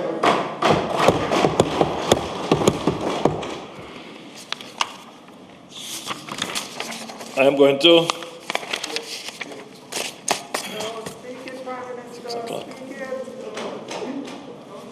NWC. Arising from the catastrophic break of the major transmission line at Ferry in December 2018 and compounded by extensive droughts in 2019, which extended to the middle of 2020, large sections of the KMA and many other sections of the island suffered from inadequate water supplies. Despite the limited financial resources, the NWC has responded, and having completed the replacement of the Mandela pipelines, the flow to the corporate area doubled from 2.5 million gallons per day to 5 million gallons per day. We are now midway in the December to May dry season, and both raw water storage facilities are full. This has been achieved because the NWC has carefully monitored the inflows of the Hermitage and Mona raw water impoundments and synchronized with the production of treated water, with any resulting shortfalls being addressed by reconfiguring the distribution network. Madam Speaker, significant progress was made during 2020-2021 in replacing aged water and sewage lines in the corporate area. Over 40 kilometers of large diameter aged water and sewage lines were replaced along Constant Spring and Hagley Park roads, as well as along Mandela Highway. This has improved the resilience of the major conveyance networks in Kingston and St. Andrew.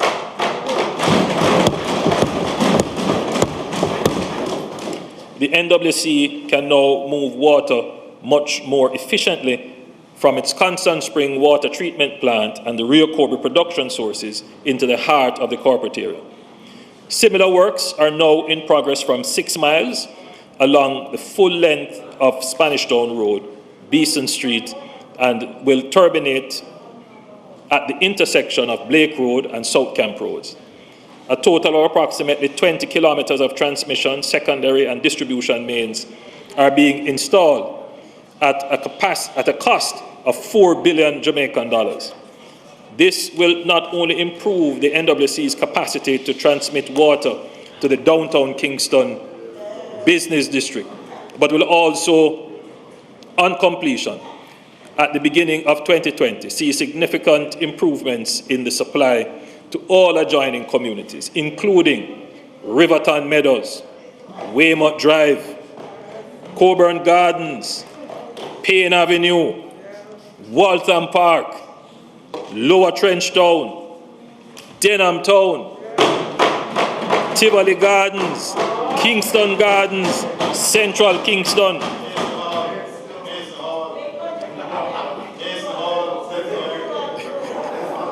Similar projects are being formulated for Red Hills, Arthur Wint Drive, Port Royal, and sections of the north coast between Miami Bay and Falmouth.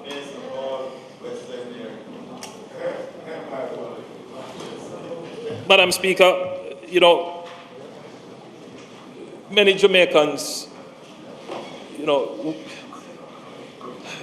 the people in our inner city, I mean, they put up with a lot. You know, my community of Olympic Gardens, sometimes they don't have any water in their pipes. And it is, you know, a regular feature. And you wonder how they survive. In 2 years ago when the pipe broke, the main broke on Spanish Town Road, right in Christmas, they were without. And in the drought, it really hits them bad. Madam Speaker, what we have just done in putting in this main is what you call a nation-building exercise. If you consider that these mains were laid sometimes right around the time of our independence, some of them are 60 years old or more. We were laying these mains when we were building Jamaica as an independent nation. They have reached their useful life, and we have to go through that exercise again. Some of these mains have corroded to the point where no water can go through them. Some of them have corroded to the point that if water goes through them, they'll collapse. So we have to replace them, and we have started that project. And I made sure to read this out because the people in the communities that I've called and others that I haven't called, they have been suffering. They have been suffering, and you know, this is a start to ensuring that we can give them decent supply of water. Madam Speaker, the total assets of the National Housing Trust are projected to increase to $313 billion by March 2022, of which 91% or $285 billion will be in housing. That is comprised of mortgages and works in progress. The growth in assets has been significant when compared to March 2016, when total assets were $237 billion, with 84% or $200 billion representing investments in housing.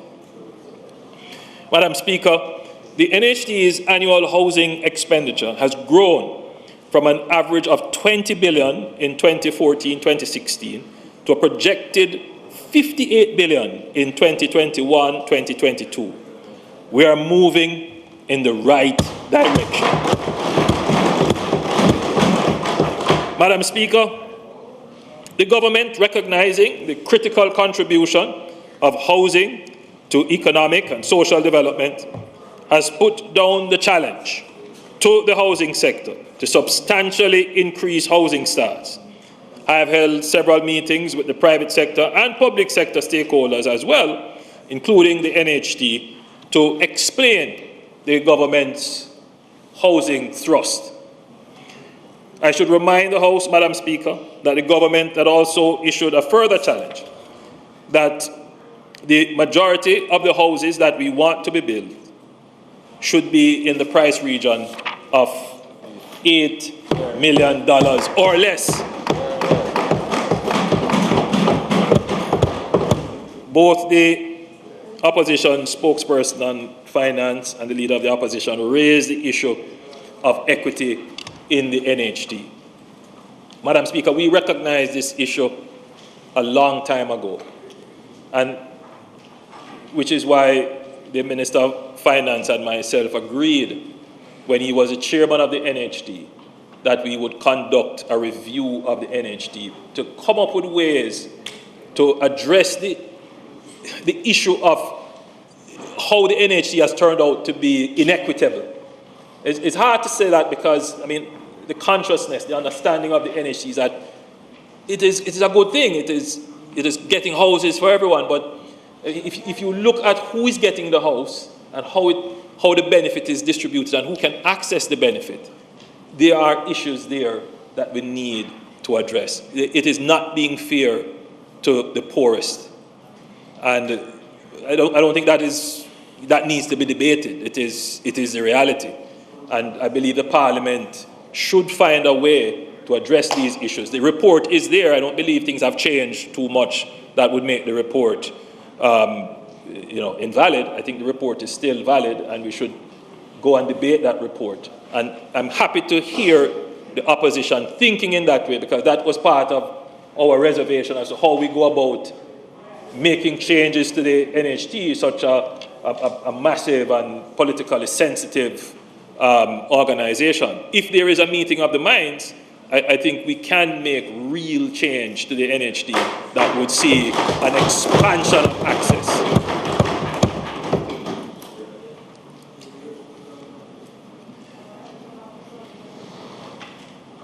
Within the next 2 months, Madam Speaker,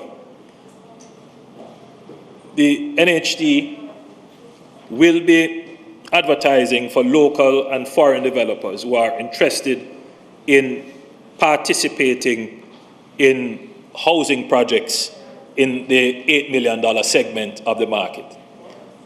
I have directed the NHD to focus its resources in that area.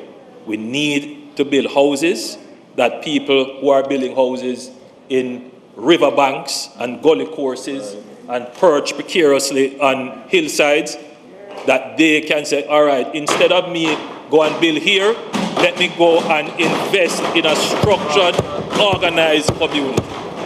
And that is the direction that has been given to the NHD. There are challenges, there are supply side challenges, as you well know. I believe we do have experienced developers here. As you had pointed out, we built Portmore, we built Mona, so we do have the experience. We haven't used it in a while, but I think with this new thrust, we're going to see new players and old players emerge coming into the market to increase the housing supply. Madam Speaker, we are cognizant of the position some mortgagors have found themselves in over the last several months as a result of the pandemic. To help these mortgagors, the National Housing Trust implemented the Fresh Start Rescheduling Facility in May 2020. The facility provided financial relief for mortgagors with arrears of 90 days or more, as at February 29, 2020, by allowing them a one-off special arrangement that saw the amount owing being recalculated. Those who have benefited from the facility saw their arrears added to the principal and their loan amount readjusted.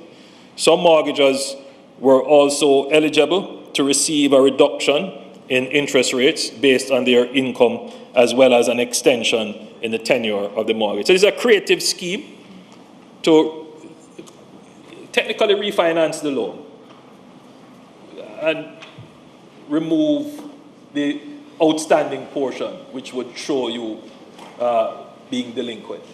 And it's very creative, and it has worked. The allowance improved their ability to service their loans. To date, a total of 1,966 applications have been processed under the Fresh Start program, which expired on September 30th, 2020. Madam Speaker, mortgagors who are in need of further assistance can continue to benefit from other established relief programs maintained by the NHD. To date, the following applications have been processed under the special loan moratorium. That's 2,057 applications, regular loan modifications, 2,308, and regular moratorium, 202. Madam Speaker, since 2016, some public sector mortgagors have been receiving their contribution refunds in cash annually. This cash refund is unlike what obtains for regular mortgagors whose contribution refund is paid directly to the NHD mortgage account. When this provision was initially established, it was based on the economic situation which resulted in a wage freeze under the Memorandum of Understanding between the public sector workers and government. In my 2018-2019 budget presentation, I spoke to extending the cash refund granted by the NHD to eligible public sector workers and indicated that the period of extension would end this year, 2021. Madam Speaker, with the impact of the COVID-19 pandemic, such an extension is once again needed. Consequently, the NHD will extend the cash refund granted to public sector workers up to April 2022.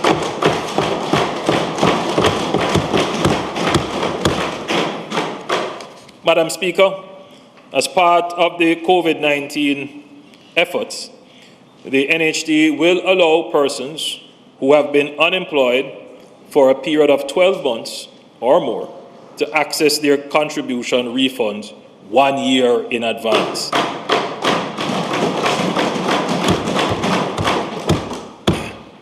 Now, when you add all of this to the care package, you know, these things that other agencies of government are doing. I mean, this government really cares.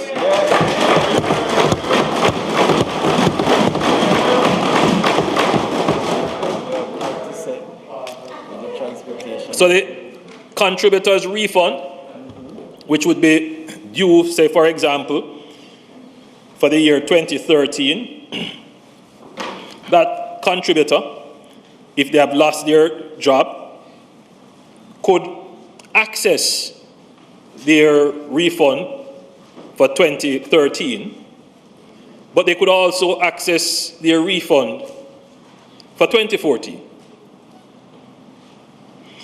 The proposed implementation date for this initiative is July 2021. The initiative will expire in July 2022. So this is a way to get some cash into your hands if you're having difficulty, if you lost your job and you need some cash. So these are all very creative ways that the government has come up with to help people to survive the pandemic. In November 2017, the report of the Strategic Review Commission was presented to me and subsequently tabled in Parliament. Arising from recommendations in the report, the Trust has examined and implemented some of the suggestions. In terms of portfolio management, the Trust has taken steps to monetize its mortgage portfolio to ensure that the level of housing expenditure is well maintained. The NHT holds the largest mortgage portfolio in Jamaica. The Trust has been strategically leveraging that position through the sale of portions of this mortgage portfolio, which has allowed capital to be used in more effective ways. In terms of construction management, greater emphasis will be placed on housing delivery through initiatives such as the Developers Program and the Guaranteed Purchase Program. This is what I had spoken about earlier, where the NHT will be inviting interested parties to participate. Under this program, the NHT guarantees the purchase of the units, but sets the price, and the price is $8 million or lower. So if you are a developer, you have a project, you meet the requirements, the NHT is guaranteeing that if you bring those houses onto the market at the price point, the NHT will purchase them. That essentially takes away the risk from you.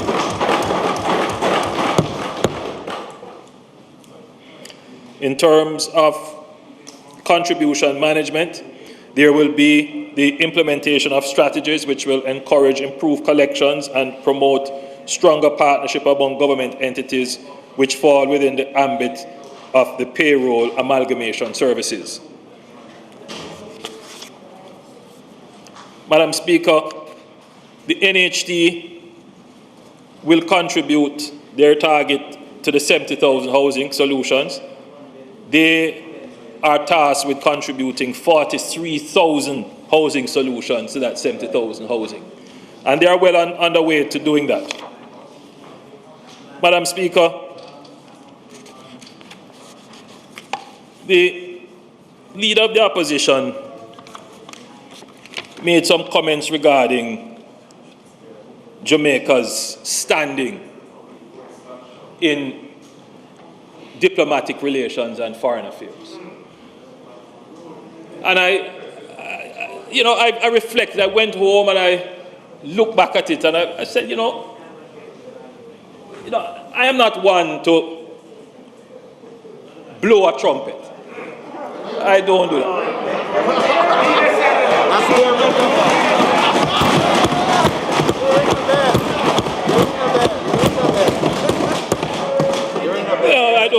I don't go around.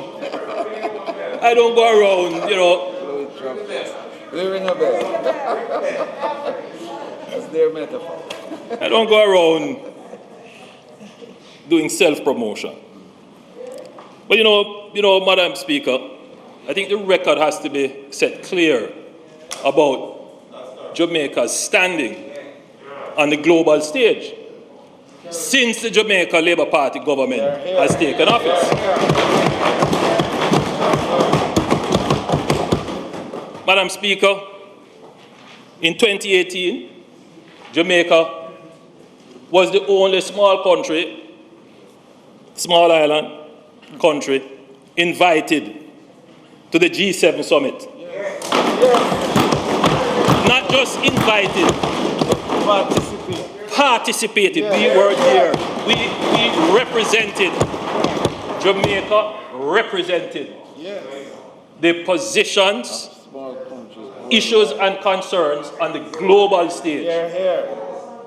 Madam Speaker, again, we were invited to Argentina for the G20 summit.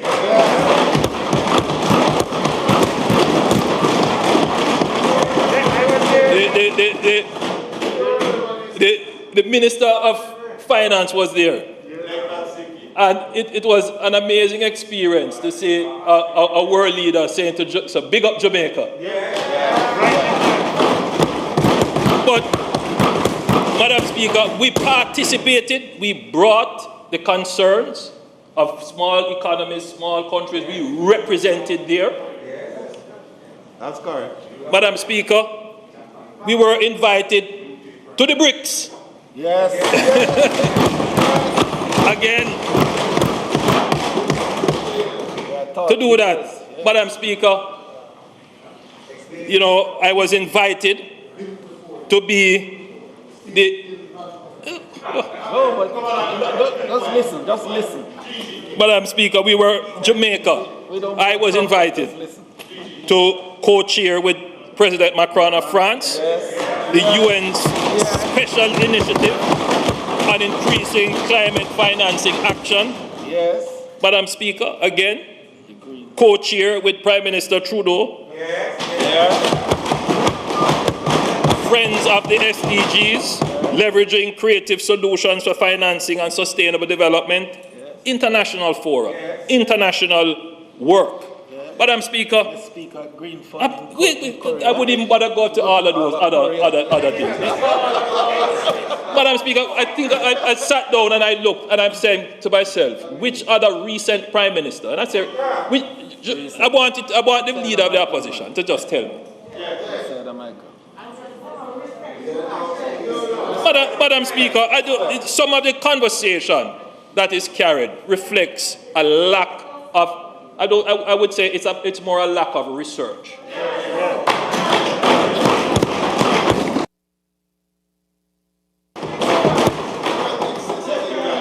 Madam Speaker, you know, I tell you something.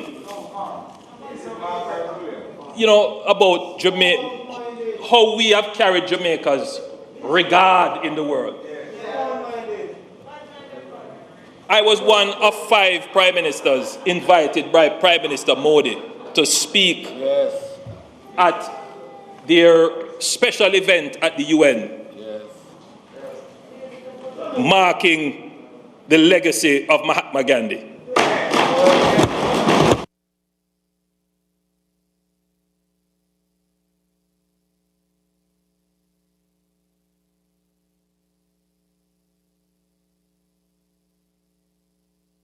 And New Zealand. So, Madam Speaker, when Jamaica is one of the countries selected for a vaccine gift, and we don't go out and make all kinds of noise and public relations about it, Jamaica has quietly, steadily, consistently represented on the international stage, and our voice is respected.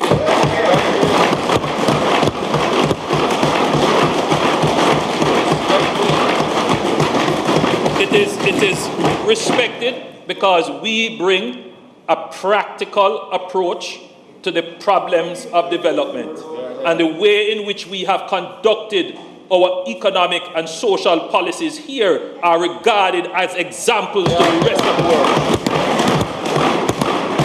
Madam Speaker, there is not only one point of view for respect. That's right. Madam Speaker, they get respect by pursuing what I call the old way. they are still on the old path, holding on to old ideas.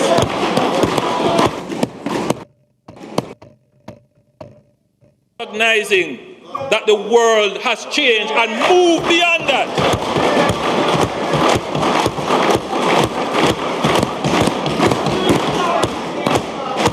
Jamaica's foreign policy has been and continues to be principle-based.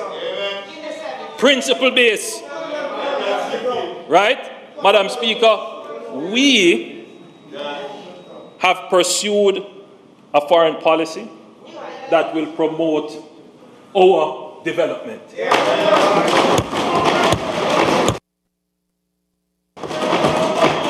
We are not going to get tied up in ideology, and we are practical.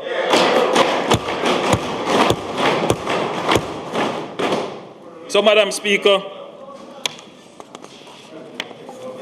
brand Jamaica is safe in our hands.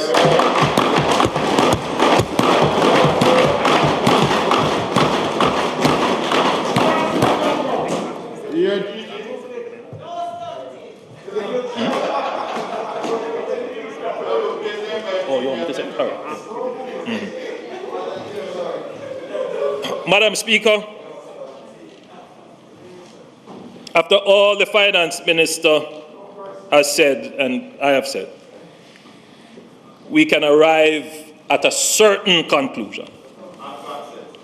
We can conclude that good policy pays dividends.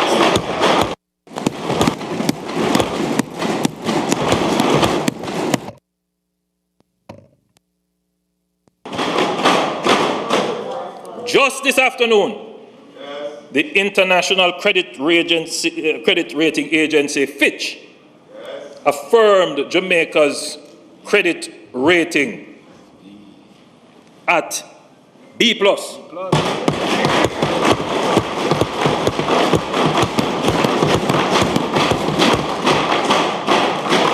With all that's going on, with the outlook remaining stable.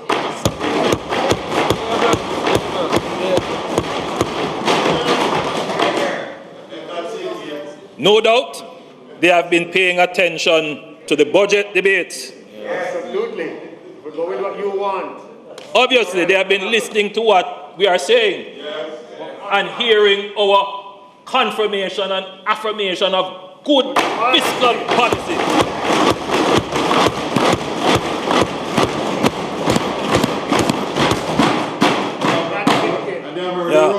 And so, Madam Speaker, again, we are reaping the dividends. We can conclude that this government is a government of incredible dexterity and facility to manage several crises. Pandemic, economic, environmental, weather events, and we have managed them all very well. Seamlessly. All of them. We have been managing these crises, balancing competing interests, maintaining equity and transparency, exercising patience and restraint, and still show material solidarity and care for the people of Jamaica.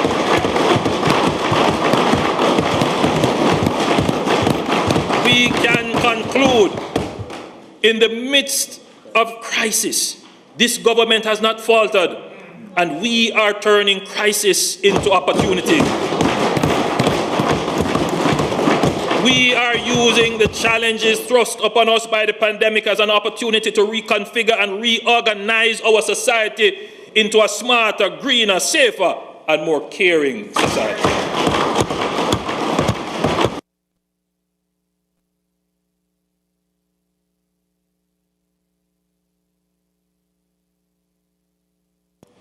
We do not take this for granted. We will never forget the poor, the vulnerable, and the weak in our society.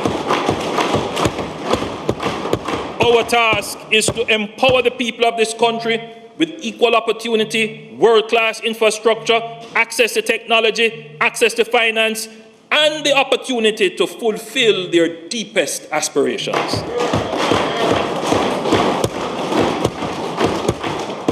Madam Speaker, we do not do this of our own volition. We consider this to be God's work, and we are instruments of His execution. With our faith and trust in God,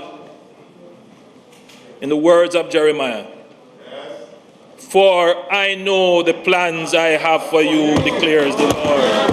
Plans to prosper you and not to harm you, plans to give you hope and a future.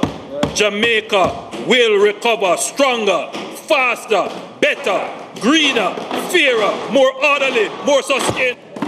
Jamaica will recover." God bless you. God bless.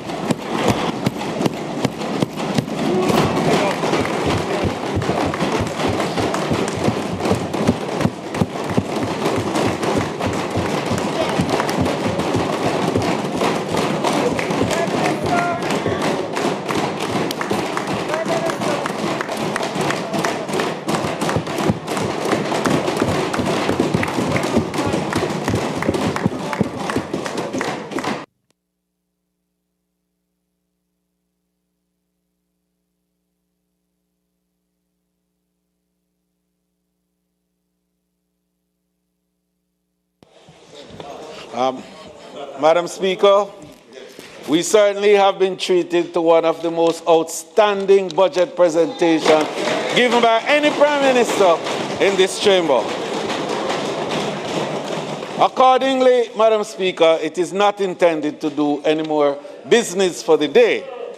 I invite you, therefore, Madam Speaker, to suspend the debate until March 23rd at 2 p.m. in Gordon House, when the Speaker will then be the Minister of Finance, who will close the debate.